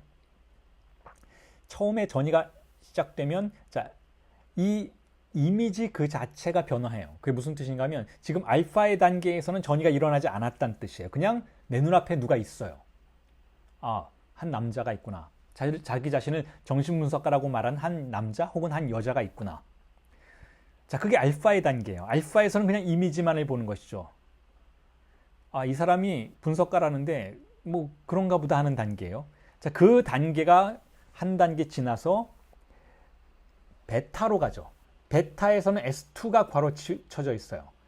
자, 이건 무슨 뜻인가 하면, 이 베타의 단계에서는 아, 이 사람 많이 알고 있구나, 혹은 지식인이구나, 혹은 공부했구나, 혹은 전문가이구나 라는 단계에서, 자, 비로소 전이가 일어나는 것이죠. 안다고 가정된 주체가 설정이 되는 거예요. 베타의 단계에서 전이가 일어나요. 아, 이 선생님은 내가 증상을 말씀드려도 되겠구나, 내 인생의 조언을 구해도 되겠구나 라는 단계인 것이죠. 자, 여기가 일반적인 전이의 단계라면, 그 다음에 화살표를 따라서 감마 A의 단계로 가죠. 자, 이 단계가 바로 분석가 담화의 전이 단계예요. 즉 대상 A가 되는 것이죠. 분석가가. 감마라는 것은 분석가가 대상 A의 단계로 가는 그와 같은 절차를 의미해요. 자, 여기서는 S2가 없어요. S2가 없다라는 것은 무슨 뜻인가 하면,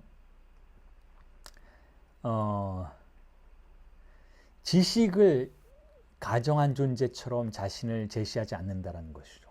그냥 욕망의 대상이 되는 것이죠. 대상 A는 지식으로 포획될 수 없는 욕망의 대상이니까.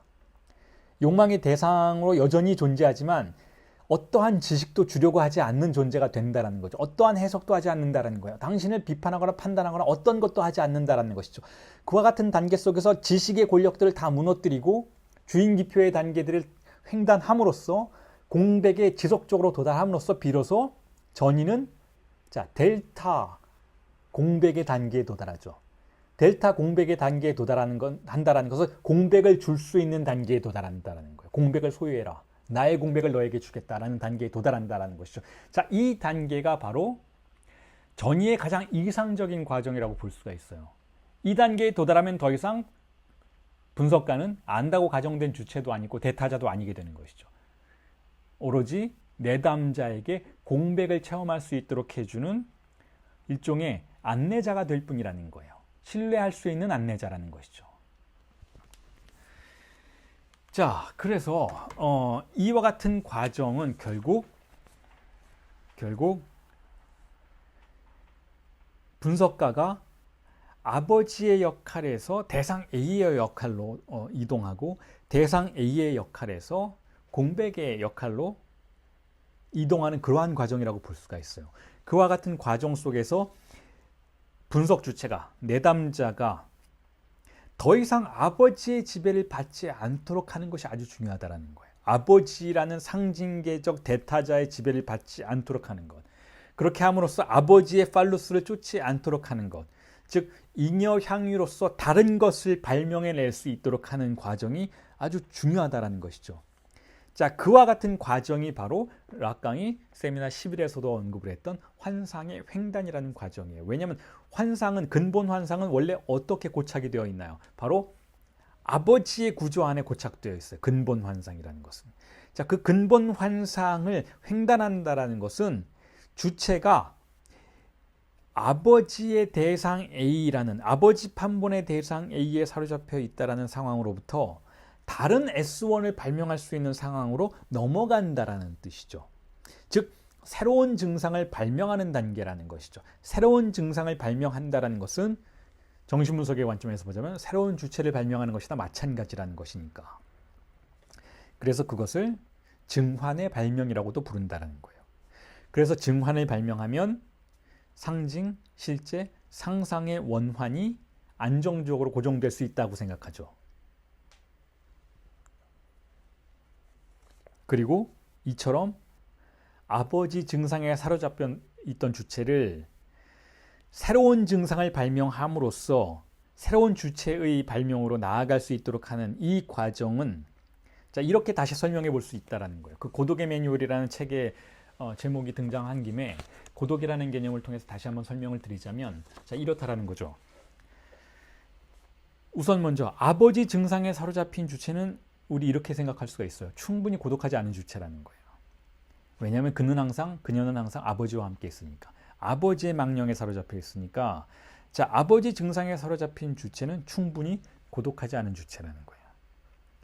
그렇다면 아버지 판본의 주일상스의 영역에서부터 새로운 영역으로 나아갈 수 있도록 만드는 것은, 즉 새로운 증상을 발명하는 것은 고독을 발명하는 것이라고 볼 수가 있어요. 즉 아버지의 세계로부터 거리를 두게 되는 것이죠.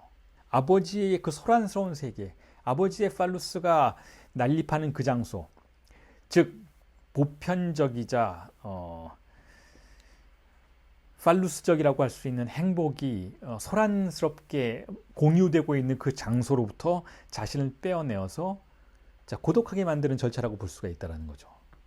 자, 그리고 정신분석의 상황은, 이 임상 상황이라는 것은 매주 진행되는 그 임상 절차라는 것은 바로 이렇게 내담자가 발명해내고 있는 과정 속에 있는, 발명의 과정 속에 있는 그 고독을 함께 견뎌주는 과정이라고 볼 수가 있어요. 그리고 그 고독을 함께 사랑하는 과정이라는 것이죠. 그리고 그 고독을 차후에 스스로 독자적으로 혼자서 사랑할 수 있도록 만들어주는 과정이라고 볼 수가 있다는 거죠. 자, 이게 정신분석의 절차예요, 여러분.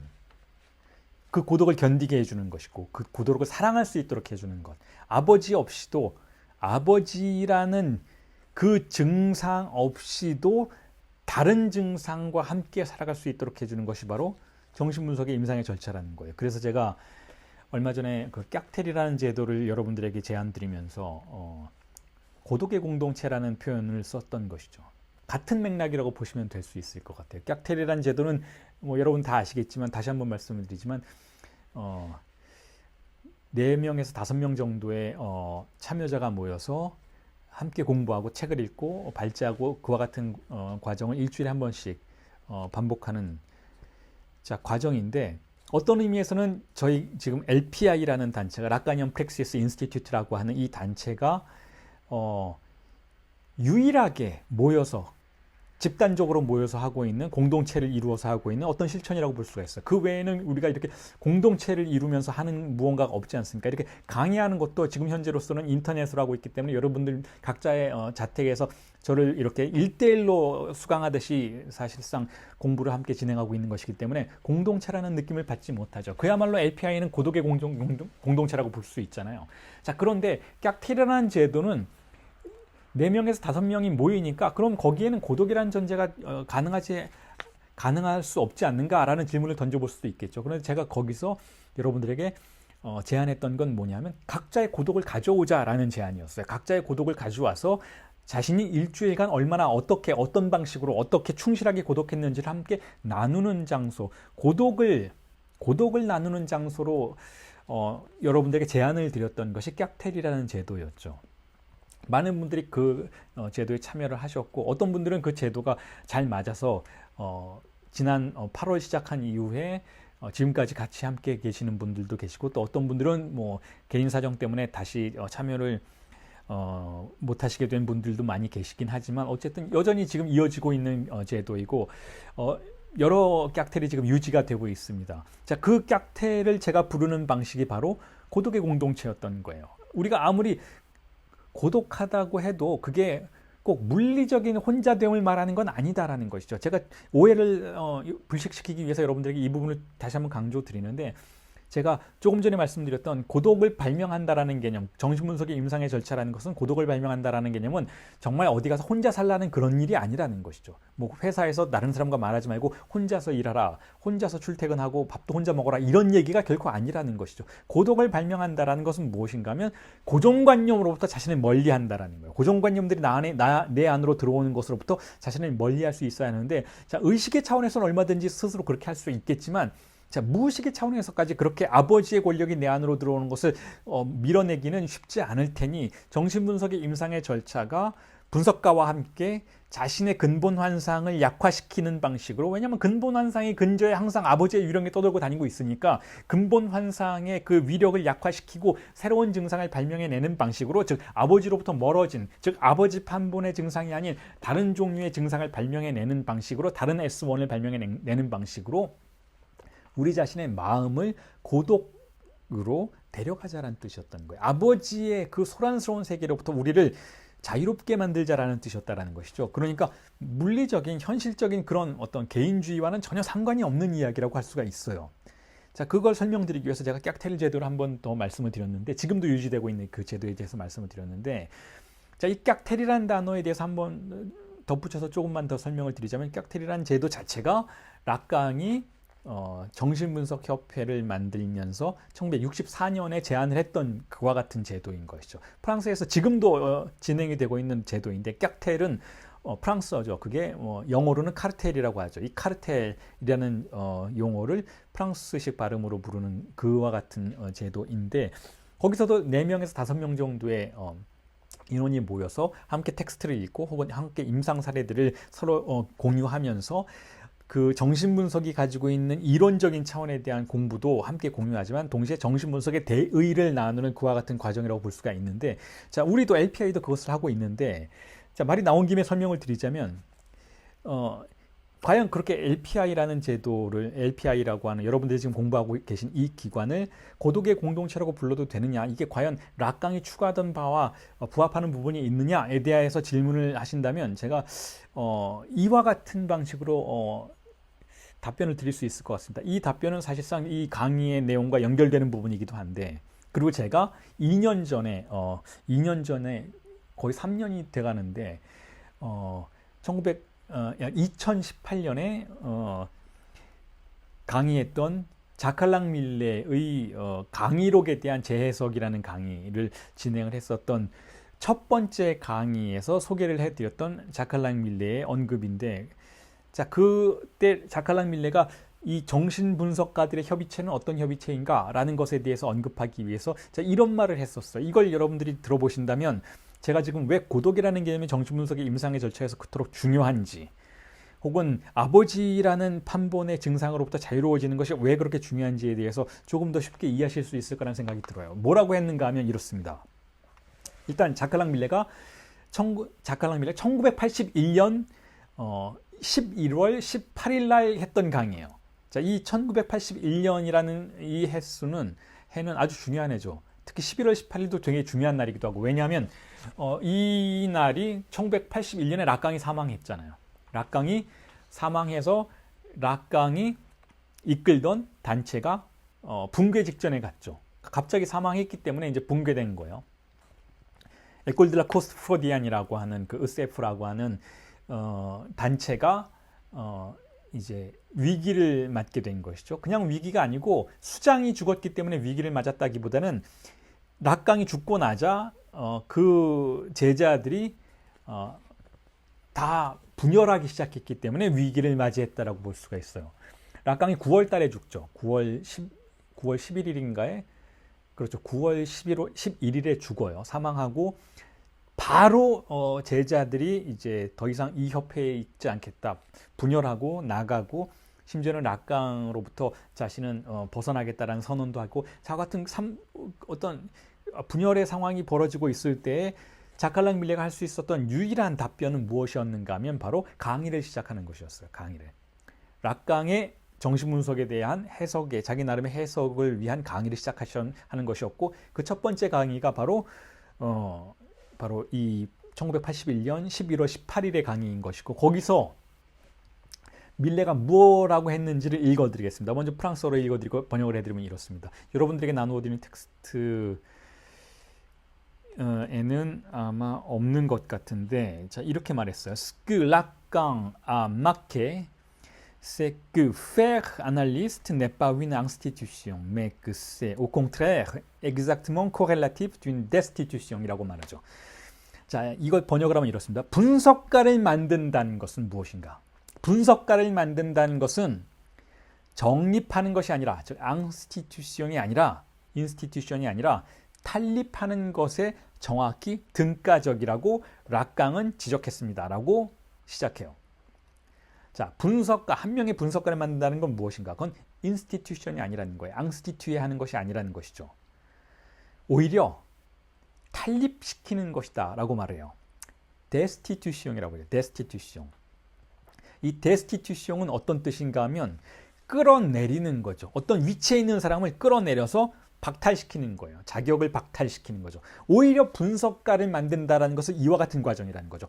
그리고 이 문장이 분석가를 만드는 것뿐만 아니라 내담자를 만들고 내담자를 한 명의 주체로 만드는 것과도 동일한 맥락에서 이해될 수 있기 때문에 여러분들에게 제가 이 부분을 꼭 언급을 해드리고 싶었는데 이미 3년 전 강의에서 언급을 했던 것이긴 하지만 자 이게 무슨 뜻인가?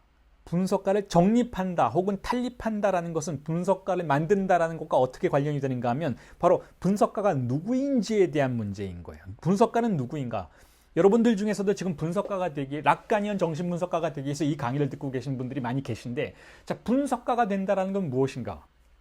그냥 상담사 자격증 따서 바우처 받아서 구청이나 어떤 심리센터에 가서 공부 못하는 애들 말 안 듣는 애들은 엄마 말 잘 듣게 해주는 거 부부싸움 하는 부부 더 이상 싸우지 않게 해주는 거 자 이런 게 정신분석인가 아니라는 거야.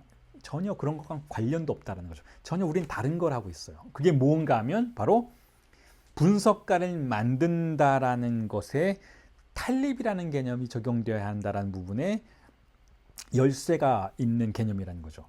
자 분석가를 만든다라는 건 분석가를 탈립시킨다라는 거. 근데 무엇으로부터 탈립시킨가? 분석가는 원래 뭐였는데 무엇이었는데 탈립하는가? 분석가의 입지는 어디였는데 그 사람은 어디로부터 어디로 끌어내리는가에 대한 문제인 것이잖아요. 자, 분석가는 다른 많은 사람들이 그런 것처럼 한 사람이죠. 한 인간이죠. 한 사람의 자아를 가지고 있는 인간이에요. 한 사람의 성격을 가지고 있는 존재인 것이고 그리고 한 사람의 가정, 한 가정 안에서 출발한 존재이고 또한 한 가정을 가질 수도 있고 가졌거나 갖게 될 그런 존재이기도 하죠. 자, 이게 분석가라면 이 분석가는 이미 입지를 가지고 있어요. 이 분석가는 뭐 예를 들어서 공부를 많이 한 사람이라면 공부를 많이 한 사람이라는 입지를 가지고 있겠고 이 분석가가 예를 들어서 교수님이라면 교수님이라면 또 교수님일 수도 있는 거죠. 어떤 유명한 대학의 교수님일 수도 있고 혹은 이 분석가는 전혀 그런 것이 아니고 또 어떤 예를 들어서 직장인이라면 전혀 분석과 관련이 없는 그런 일을 하고 있는 직장인인데 분석을 하고 싶어서 공부를 하고 있는 사람이고 그와 같은 과정을 이수했던 사람이라면 또 어떤 직장인일 수도 있고 혹은 이 분석가가 어떤 가정의 아버지일 수도 있고 아들일 수 있고 아내일 수 있고 남편일 수도 있는 것이잖아요. 자, 이 입지라는 게 있어요. 입지. 그리고 이 입지를 통해서 분석가는 자신이 누구인지를 확인하죠. 모든 사람이 다 그렇게 되는 것이죠. 모든 사람이 다 그렇게 자신 안에 들어온 정확하게 말씀드리자면 자신의 존재를 지배하고 있는 타자의 언어로 자신을 규정해요. 무엇이까지.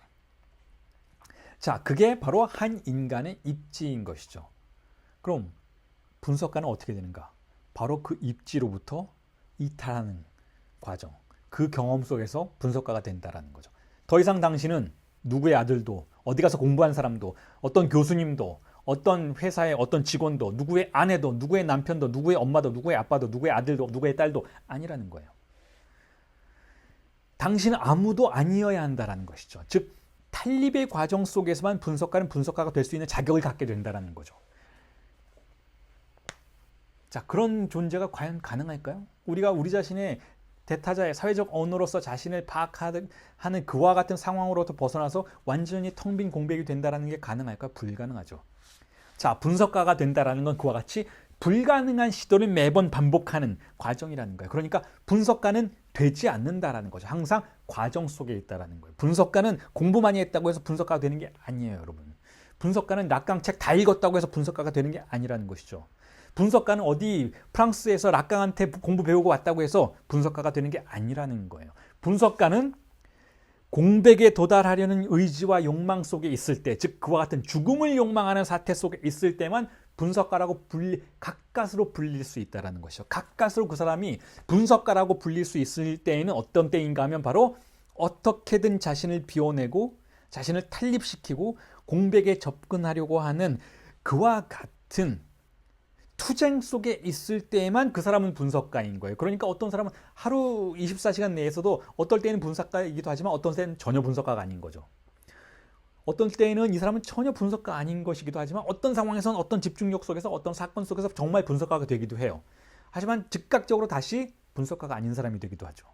자, 이게 분석가의 숙명이라는 거예요. 이게. 그러니까 분석가를 만든다라는 것은 그와 같이 공백에 도달하도록 만드는 과정이라는 것인데, 자, 그렇다면 조금 전에 말씀드렸던 분석 주체와 분석가의 관계도 마찬가지인 것이죠. 분석 주체 역시 계속해서 자신의 공백에 도달할 수 있도록 분석가가 도와줘야 한다라고 말씀을 드렸잖아요. 그게 분석의 과정이라고 말씀을 드린다면 결국 임상 자체도 내담자를 탈립시키는 과정이라고 볼 수가 있다는 거죠. 그리고 그와 같은 탈립의 과정은 우선 먼저 분석가 스스로가 체험할 수 있어야 한다는 거. 그게 바로 교육 분석이라는 거예요. 교육 분석을 통해서 분석가는 스스로가 분석 주체가 됨으로써 자신의 공백에 지속적으로 도달하고 자신의 죽음 앞에 지속적으로 서게 되고 자신을 지배하고 있는 모든 종류의 타자의 언어로부터 자신을 빼어내는, 자신을 지배하고 있는 모든 종류의 주인 기표로부터 튕겨져 나가는 경험을 극단적으로 반복해야 한다는 거죠. 죽음을 경험해야 한다는 거예요. 그렇게 해야만 이 사람은 공백을 경험한 사람이 됐고, 공백을 경험했기 때문에 내담자의 임상을 공백으로 데려갈 수 있는 확신을 가질 수 있게 됐다는 거죠. 공백이 거기에 있다는 것은 확신한 자의 눈에만 보이기 때문에 그렇다는 거예요. 그래서 바로 그 강의에서 자칼랑 밀레가 1981년에 락강이 죽고 나서 직후에 시작한 바로 그 강의에서 또한 이런 말을 하죠. 이 말은 인용이에요. 락강이 원래 했던 말에 대한 인용이죠. 락강이 언제 했던 말에 대한 인용이냐면 락강이 1967년에 분석가들에 대한 학회의 제안이라는 텍스트를 통해서 선언했던 그 문장을, 락강이 했던 그 문장을 81년의 강의에서 밀레가 인용을 하고 있는데, 뭐라고 했던 것인가 하면, 여러분 다 아시는 문장이에요. 제가 자주 언급했기 때문에. 이렇게 이야기를 했어요. 락강이 분석가들에게 이렇게 선언을 했죠. Le psychanalyste ne s'autorise que de lui-même 이라는 아주 간단한 문장이죠. 해석을 하면 이렇습니다. 분석가를 공인하는 것은 그 자신뿐이다라는 거예요. 간단한 문장인데 상당히 문제제기적이고 의미심장한 문장이죠. 자, 분석가를 누가 인정해 주는가? 이 사람은 이제 분석가가 됐습니다 라고 누가 인정해 주는가 하면, 협회도 아니고 국가도 아니고 상담학회도 아니고 대학교도 아니라는 거예요. 그 누구도 당신이 분석가라는 걸 인정할 자격이 없다는 거죠. 이게 락강의 특수성이죠. 이런 태도 때문에 락강이 EPI에서도 쫓겨났죠. 국제정신분석협회에서도 쫓겨났죠. 누가 나를 분석가로 인정해 줄 수 있는가는 나밖에 그럴 수 없다는 거예요. 내가 공백을 보았다면, 내가 공백에 도달했다면, 내가 공백을 지금 마주하고 있다면 나는 분석가인 거예요. 자, 그런데 내가 아무리 인정을 받고 아무리 자격증이 엄청나게 많아도 아무리 학벌이 좋고 아무리 정신분석에 관련된 것들을 많이 경험을 했다 해도 그 순간 내가 공백과 마주하고 있지 않다면 나는 분석가가 아닌 거예요. 자, 이 문장 때문에 또한 많은 왜곡된 일들도 벌어지죠. 아, 락강이 분석가를 공인한 건 그 자신뿐이다라고 말했으니까, 그리고 또 실제로도 정신분석가라는 이 직업을, 이 어떤 자격증을 어디서든 공인된 기관에서 인정해주는 그런 제도는 거의 없으니까, 우리나라에도 없고 프랑스에도 없어요. 분석가를 공인해주는 국가제도라는 게 없으니까, 아, 그렇다면 그냥 내가 혼자 대충 하고 할까? 이런 생각을 해볼 수도 있는 것이죠. 자, 그래서 이게 문제제기적이라는 거예요. 심지어는 저에게 교육 분석을 받으러 오는 분들 중에서도 그런 생각을 가끔 갖고 계시는 분들이 아주 예외적이지만 있죠. 그냥, 아, 나는 이 락강에 그렇게까지 동의하지는 않지만, 뭐, 그래도 대충 이 사람 좀 유명하니까 이 사람한테 분석받았다고 하고, 그 다음에 대충 이렇게 이리저리 얼버무려서 나도 그냥 분석가 한번 돼볼까? 라는 생각을 하는 사람이 있을 수 있다는 거죠. 자, 그런 과정 속에서는 결코 분석가가 될 수 없다는 거예요. 이 문장은 분석가를 공인한 것은 그 자신뿐이다. remem이라는, himself라는 이 표현은, herself라는 이 표현은 그걸 말하는 게 아니라는 거예요. 그 자신이 무엇인지에 대해서 주목해 보아야 한다는 거예요. 그 자신이 무엇인가? 그 자신이란 과연 존재하는 것인가? 다시 말해서 내가 분석가가 되기 위해서 누가 나를 공인 인증해 줄 것인가에 대한 문제는 대타자에 맡겨서는 안 된다라는 게 첫 번째 조건이고, 자, 그건 여러분들 이제 이해하실 거예요. 대타자, 어떤 기관도 다 대타자인 거예요. 안다고 과정된 주체, 권력을 가지고 있는 그러한 대상들이, 그러한 타자들이 나의 공백의 소유권을 인증해 줄 수가 없어요. 그들은 나의 공백을 본 적이 없어요. 그들은 권력일 뿐이고, 그들은 권위일 뿐이죠. 자, 그것에 의해서 나는 나의 공백을 인증받을 수 없어요. 그걸 받아들일 수 없는 것이죠. 그러니까 나는 내가 분석가가 되는 것, 내가 데스티튜시용 되는 것, 탈립되는 것을 그들의 타자의, 대타자의 권위에 의해서는 받아들이려고 하지 않을 거다라는 거죠. 자, 그런데 그럼에도 불구하고 그렇다면 나 자신이 그것을 할 수 있는가? 에 대한 문제가 제기되었을 때에는 나 자신이란 존재하지 않는다라는 사실도 받아들여야 한다는 거죠. 나 자신이란 없어요, 여러분. 나 자신의 자아, 나 자신의 존재라는 것은 언제나 타자가 규정한 방식대로 거기에 있는 것이니까 그건 진정한 의미에서는 나 자신이 아닌 거죠. 나 자신은 존재하지 않으니까. 그런 의미에서는, 자, 분석가가 된다라는 것은 나 자신에 대한 확신조차도 버리는 과정을 통해서만 그렇게 될 수밖에 없다는 거죠. 우리가 우리 자신이 되기 위해서는 나 자신이라는 타자가 만들어 놓은 이미지에 대한 확신 또한 버려야 한다는 거죠. 즉, 나 자신의 텅 비어 있음을 인정해야 한다는 거예요. 자, 그 과정이 교육 분석이라는 것이죠. 그 과정이 교육 분석이라는 거예요. 나 자신의 자아를 둘러싸고 있는, 의식을 둘러싸고 있는 그 모든 일종의 지식이라고 할 수 있는 세계, 혹은 타자로부터 흘러들어온 나 자신에 대한 어떤 종류의 이미지의 세계를 돌파하고 나 자신의 텅 빈 장소에 도달해서 나 자신의 나약함을 인정하는 과정이 바로 분석가가 되는 과정이라는 거예요. 본인의 무의식에 접근하고 본인의 무의식을 지배하고 있는 근본 환상에 접근하고 그것이 어떻게 나를 위선적으로 만들고 있는지를 목도하고 마주하는 과정이 필요하다는 것이죠. 그것 없이 대충 지식 이렇게 저렇게 연결해서 이렇게 정신분석하면 되겠네요, 대충 알겠네요 하고 분석가가 되는 건 결코 용납될 수 있는 일이 아니라는 거예요, 여러분. 죽음을 경험해야 한다는 거예요, 죽음을. 분석가의 욕망이라는 것은 자신의 죽음을 욕망하는 것이다라고 락강이 세미나 7에서 선언했었죠. 분석가는 죽음을 욕망하는 자라는 거예요. 자, 무엇에 대한 죽음을 욕망하는가? 바로 타자에 대한 죽음을 욕망하는 것이죠. 그리고 타자에 대한 죽음을 욕망한다는 것은 무슨 뜻인가 하면 바로 나를 지배하고 있는 모든 이미지와 모든 고정점들을 파괴할 것을 욕망한다는 거예요. 그리고 나서 공백의 장소에 도달할 것을 욕망한다는 것이죠. 자, 그 과정이 없으면 이건 분석이 아니라는 거예요. 그 과정이 없다면 그건 분석이 아니라 그냥 비싼 수다 떠는 과정이라는 거죠. 그런 과정을 통해서 분석가가 되려고 한다면 오해하시는 거라고 말할 수밖에 없어요. 자, 그런 의미에서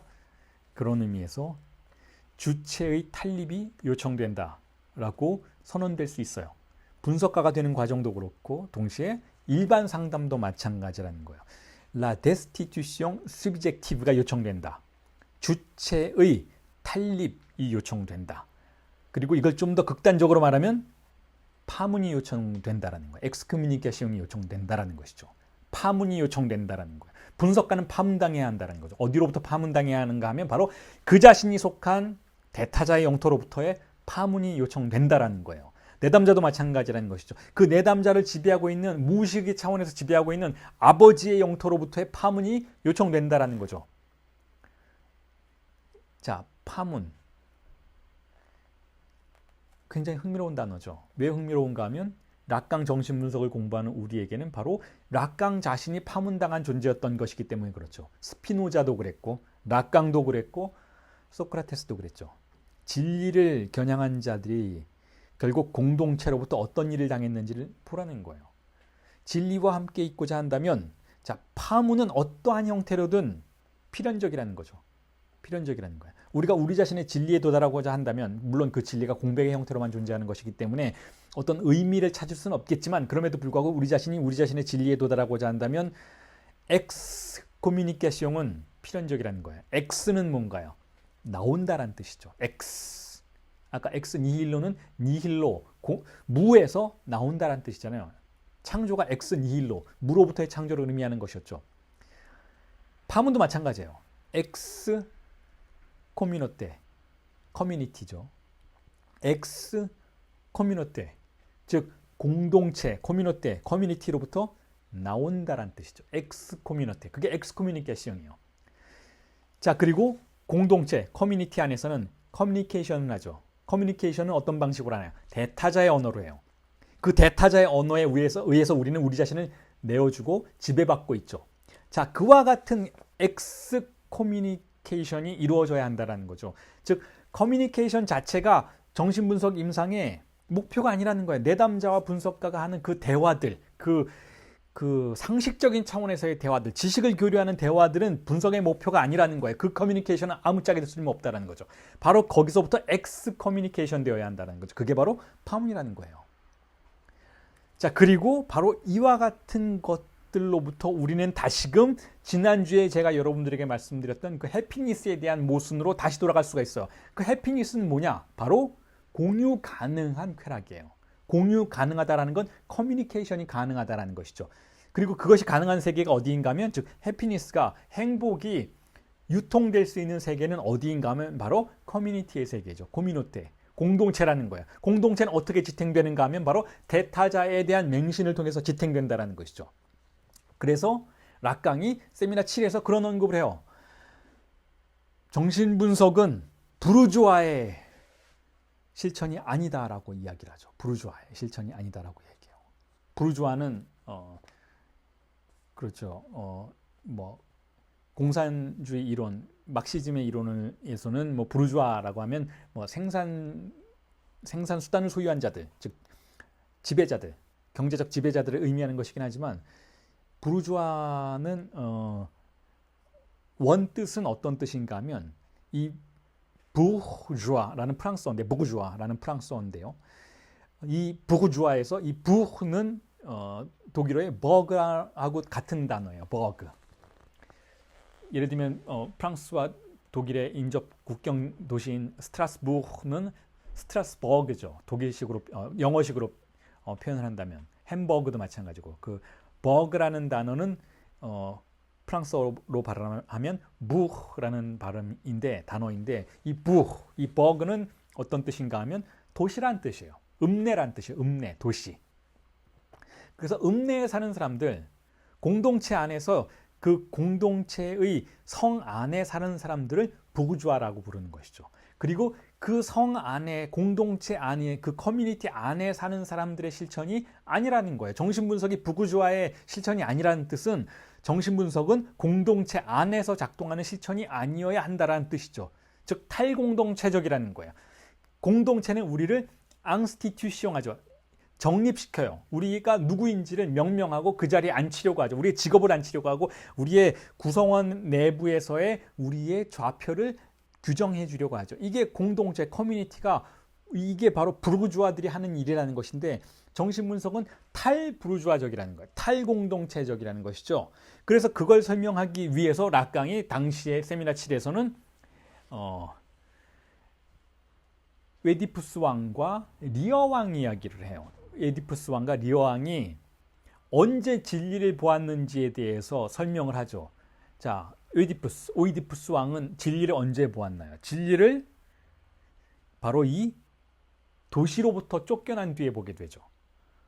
처음에는 어떻게 시작했어요? 이 오이디푸스 왕이 테베 왕국에 들어서서 왕좌를 차지하고 그 왕좌를 차지한 뒤에 알지도 못한 채로, 진리를 보지 못한 채로, 현실을 보지 못한 채로 자신의 어머니를 아내로 삼고 자신의 아버지를 그 이전에 그 왕좌를 차지하기 전에 죽였지만 어쨌든 진리를 보지 못한 상태에서는 그렇게 도시 안에서의 삶이 지속된다는 것이죠. 자, 그러다가 이 오이디푸스 왕이 결국은 자기 자신이 누구였는지 알게 되고 두 눈을 칼로 찔러서 장님이 된 뒤에 도시 바깥으로 엑스코뮤니케이션, 즉 파문, 스스로를 자가 파문한 상태에서 황야를 떠돌 때 이 사람은 그때 비로소 미래를 보게 되죠.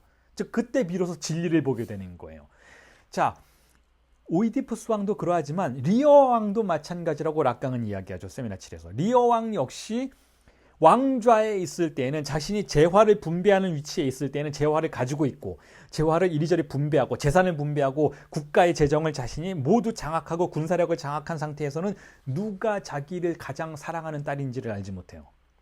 하지만 리어 왕이 권력을 잃게 되고 잘못된 유산을 남겨주게 되고 왕좌에서 물러나게 되었을 때 비로소 리어 왕은 누가 어떤 딸이 자신을 가장 사랑하는지를 알게 되죠. 진리를 알게 되죠. 자, 이렇다라는 거예요. 진리와 마주하기 위해서는 공동체의 부르주아의 삶 속에서 살아간다면 불가능하다라는 거죠. 진리를 마주 볼 수가 없다라는 거예요. 진리는 뭔가요? 정신분석에서 공백인 것이죠. 공백과 마주할 수가 없다라는 것이죠. 그래서 우리를 공백으로 데려가는 어떤 전령에 귀를 기울이고 그 전령을 따라야 한다는 거예요. 그 전령이 바로 증상이라는 것이죠. 증상. 그리고 그 증상은 언제나 이렇게 표현해 볼 수 있을 것 같아요. 언제나 선보다 멀리 간다라는 거예요. 선보다. 원래 문장은 이렇죠. 세미나 7에서 아름다움은 선보다 멀리 간다 라는 그러한 주장이 거기에 존재했었죠. 자, 그런데 그걸 이제 와서는 이렇게 뒤바꿔 볼 수 있을 것 같아요. 증상이 바로 선보다 멀리 간다라는 거예요. 선은 뭔가요? 올바름이죠. 올바름은 뭔가요? 상징계의 임무인 것이죠. 상징계가 우리에게 강제하는 도덕과 규범인 것이고 우리의 한계인 것이고 우리의 자아의 테두리인 것이죠. 자, 우리의 존재의 경계선인 것이죠. 하지만 증상은 우리의 존재의 경계선보다 우리를 더 멀리 데려간다라는 거예요. 더 멀리 데려가서 우리의 존재가 대타자가 아닌 다른 방식으로 거듭날 수 있도록 새로워질 수 있도록 우리를 이끌 수 있는 영능을 가지고 있다라는 것이죠. 그게 바로 증상이라는 거예요. 자, 그런 의미에서 다시 한번 강조드리지만 락강이 했던 표현이기도 하고 락강이 세미나 7에서도 했고 이제 세미나 17에서도 행복, 해피니스라는 개념에 대한 비판으로 했던 언급과 연결시킬 수 있는 용어가 바로 웰빙이라는 용어예요. 웰빙이라는 용어이죠. 웰빙. 원래는 프랑스어로 비앙에트라고 하죠. 그래서 비앙에트라고 이렇게 연음화시켜서 발음하는데 비앙에트. 비앙은 좋다란 뜻이에요. 굿이란 뜻이고 웰이란 뜻이죠. 에트르는 존재한다라는 거, 있다라는 거죠. 그게 이제 웰빙이라고 영어로 번역이 되어서 지금 심리치료의 세계나 온갖 종류의 상담의 세계에서 상품화되고 있죠. 웰빙 라이프. 자, 우리의 부르주아의 세계 안에서 이 공동체의 도시의 삶 안에서 우리를 편안하게 해주겠다라는 거야. 하지만 진정으로 편안한 건 누구인가요? 여러분, 지지난주에 여러분들에게 읽어드렸던 인용문을 패러디해 본다면, 연결해서 설명해 본다면 이렇죠. 진정으로 행복한 건 결국 팔루스인 거야. 남근뿐이죠. 그걸 소유한 우리, 혹은 그것을 소유할 수 없어서 고통스러워하는 그녀들, 어느 누구도 진정으로 웰빙한 상태에 도달하지 못한다라는 거야.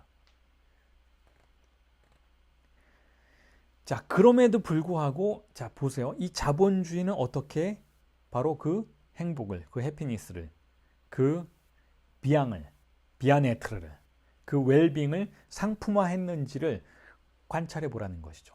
불가능한 상품화예요. 불가능한 상품화. 그런데 그 불가능성 속에, 그 결여 속에 모든 비밀이 담겨져 있는 것이죠. 그게 무슨 뜻인가 하면 여러분, 어떤 상품을 여러분 우리가 상품화 시킬 때에는 그 상품이 소비되어야 해요. 소비된다는 건 쓰다 버리도록 만들어야 한다는 거죠. 그렇지 않으면 그 회사는 망해요. 예를 들면 스마트폰을 애플이 너무 잘 만들어서 스마트폰을 만들었는데 너무너무 잘 만든 거예요. 그러니까 더 이상 이것 이상의 제품이 있을 수 없고 더 이상 개선의 여지가 있을 수 없는 그러한 기기를 만들었다면 사람들이 이걸 한 100년 쓰겠죠, 스마트폰을. 그러면 애플사는 더 이상 스마트폰을 팔 수가 없어요. 고장도 안 나고 뭐 그런 것이 존재할 수 있다면. 마찬가지라는 거죠.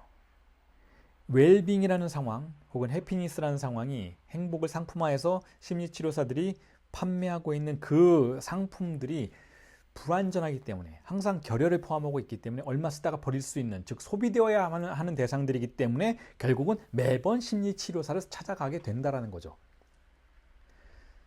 소비시킬 수 있도록 만든다라는 거예요. 그리고 소비시킬 수 있는 것의 배후에 근저에서 작동하고 있는 바로 그 비밀이 팔루스가 근본적으로 결여되어 있다라는 그러한 현실이라는 것이죠. 근본적으로 결여되어 있기 때문에 우리는 어떤 대상을 탐닉하지만 그 탐닉하는 대상이 결국은 결여된 대상이라는 것을 알게 되고 다른 대상으로 갈아탈 수밖에 없는, 자, 그런 숙명 속에서 끊임없는 쳇바퀴 속으로 들어가게 된다는 거죠. 욕망의 쳇바퀴 속으로 들어가게 된다는 거죠. 그게 바로 행복을 상품화할 때 벌어지는 일이라는 거예요. 그리고 정신분석은, 락가니안 정신분석은 이 모든 상황을 고려해야 한다는 거죠. 이 모든 상황을 고려해서 결국은 어떤 게 위선적인지 혹은 어떤 게 더 진지하고 진실한 것인지를 판단할 수 있어야 한다는 거죠. 그래서 이에 대해서 여러분들에게 나누어드린 텍스트에 제가 얹어놓은 인용문이기도 한데, 역시 1981년 자칼랑 밀레의 강의에서 밀레가 이런 언급을 합니다. 제가 그걸 읽어드리면서 오늘 강의를 정리를 해보려고 하는데 이렇게 이야기하죠. 읽어드리겠습니다. L'analyste est socialiste. Il est socialiste de son lien social à lui. Il est socialiste comme l'hystérique est socialiste. Et comme l'universitaire est socialiste. On est tous socialistes. 번역을 하면 이렇습니다. 오해의 소지가 좀 있는 문장이긴 하지만 읽어드릴게요. 자, 분석가는 사회주의자입니다. 그는 그의 사회적 관계 속에서 그러합니다. 분석가는 그래서 히스테리증자가 사회주의자인 것처럼 사회주의자이고 대학 교수가 그런 것처럼 사회주의자입니다. 우리 모두는 사회주의자입니다. 자, 이게 무슨 뜻인가 하면 이렇습니다. 우선 먼저 이 부분에 대해서 먼저 언급을 하고 이 설명으로 들어갈게요. 많은 정신분석가들이 혹은 많은 심리치료사들이, 많은 정신과 의사들이, 많은 멘토들이 이런 말을 해요. 나는 정치적이지 않아요. 난 정치 싫어해요. 난 정치적인 영역으로 당신을 데리고 갈 생각이 없어요. 우리의 심리치료는 정치와는 무관해요. 우리의 심리치료는 당신의 행복을 위한 거지, 아주 개인적인 것이지, 우리의 이 임상은 정치적이지 않습니다. 정치적인 거 정말 나쁜 거예요. 라고 말하는 사람들이 있어요. 그렇게 말을 하면서 그 사람은 바로 엄청나게 정치적인 사람이 되고 있는 것이죠. 반면에 지금 자칼랑 밀레는 뭐라고 얘기하는가 하면 정신분석가는 사회주의자입니다 라고 얘기하는 거예요. 자, 사회주의, 소셜리즘이죠. 소셜리즘. 사회주의는 무엇인가요? 물론 사회주의는 공산주의, 커뮤니즘과 연결되어 있고 결국 공동체에 대한 관련된 경제적인 부분으로부터 시작해서 권력관계를 그 이전에 자본주의가 지배하는 것으로부터 파열시켜서 새로운 것을 구성해내는, 그래서 자본의 생산수단을 어떤 특정한 개인들이 장악하지 못하도록 하는, 혹은 여러 가지 방식의 공산주의와 사회주의에는 사회주의적인 이데올로기가 있기 때문에 그것을 추종하도록 만드는, 그럼에도 불구하고 근본적으로는 결국 인간 존중이라는, 인간은 존중해야만 하기 때문에 누구로부터도 지배받아서는 안 된다라는, 뭐 이와 같은, 자, 그와 같은 더 보다 구체적인 영역의 의미들을 우리가 사회주의라는 개념으로부터 뽑아낼 수도 있겠지만, 자, 근본적으로는 이런 거예요. 근본적으로는 여기서 말하는 사회주의라는 것은 사회적인 권력관계 안에서 작동하는 권력에 집중한다, 권력을 주목한다라는 뜻이죠. 권력에 주목하기 때문에 사회주의자들도, 공산주의자들도 권력이 자본가들에게, 부르주아들에게 집중되어 있구나, 그러니까 그 권력을 빼앗아서 모든 인민에게 나누어 주어야 하겠다라고 생각할 수 있는 거잖아요. 자, 사회주의라는 것은 우선 먼저 그런 뜻이다라는 거죠. 사회주의자가 된다는 것은 권력관계를 주목한다는 거예요. 권력관계를. 그런데 제가 이 말씀을 드리기 이전에 어떤 심리치료자는, 어떤 정신과 의사는 이렇게 얘기한다고 했죠. 저는 정치적이지 않아요.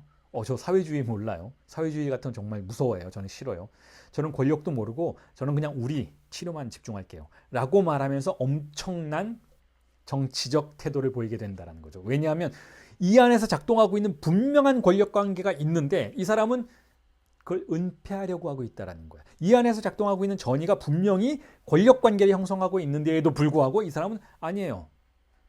우리 정치적인 거 안 해요.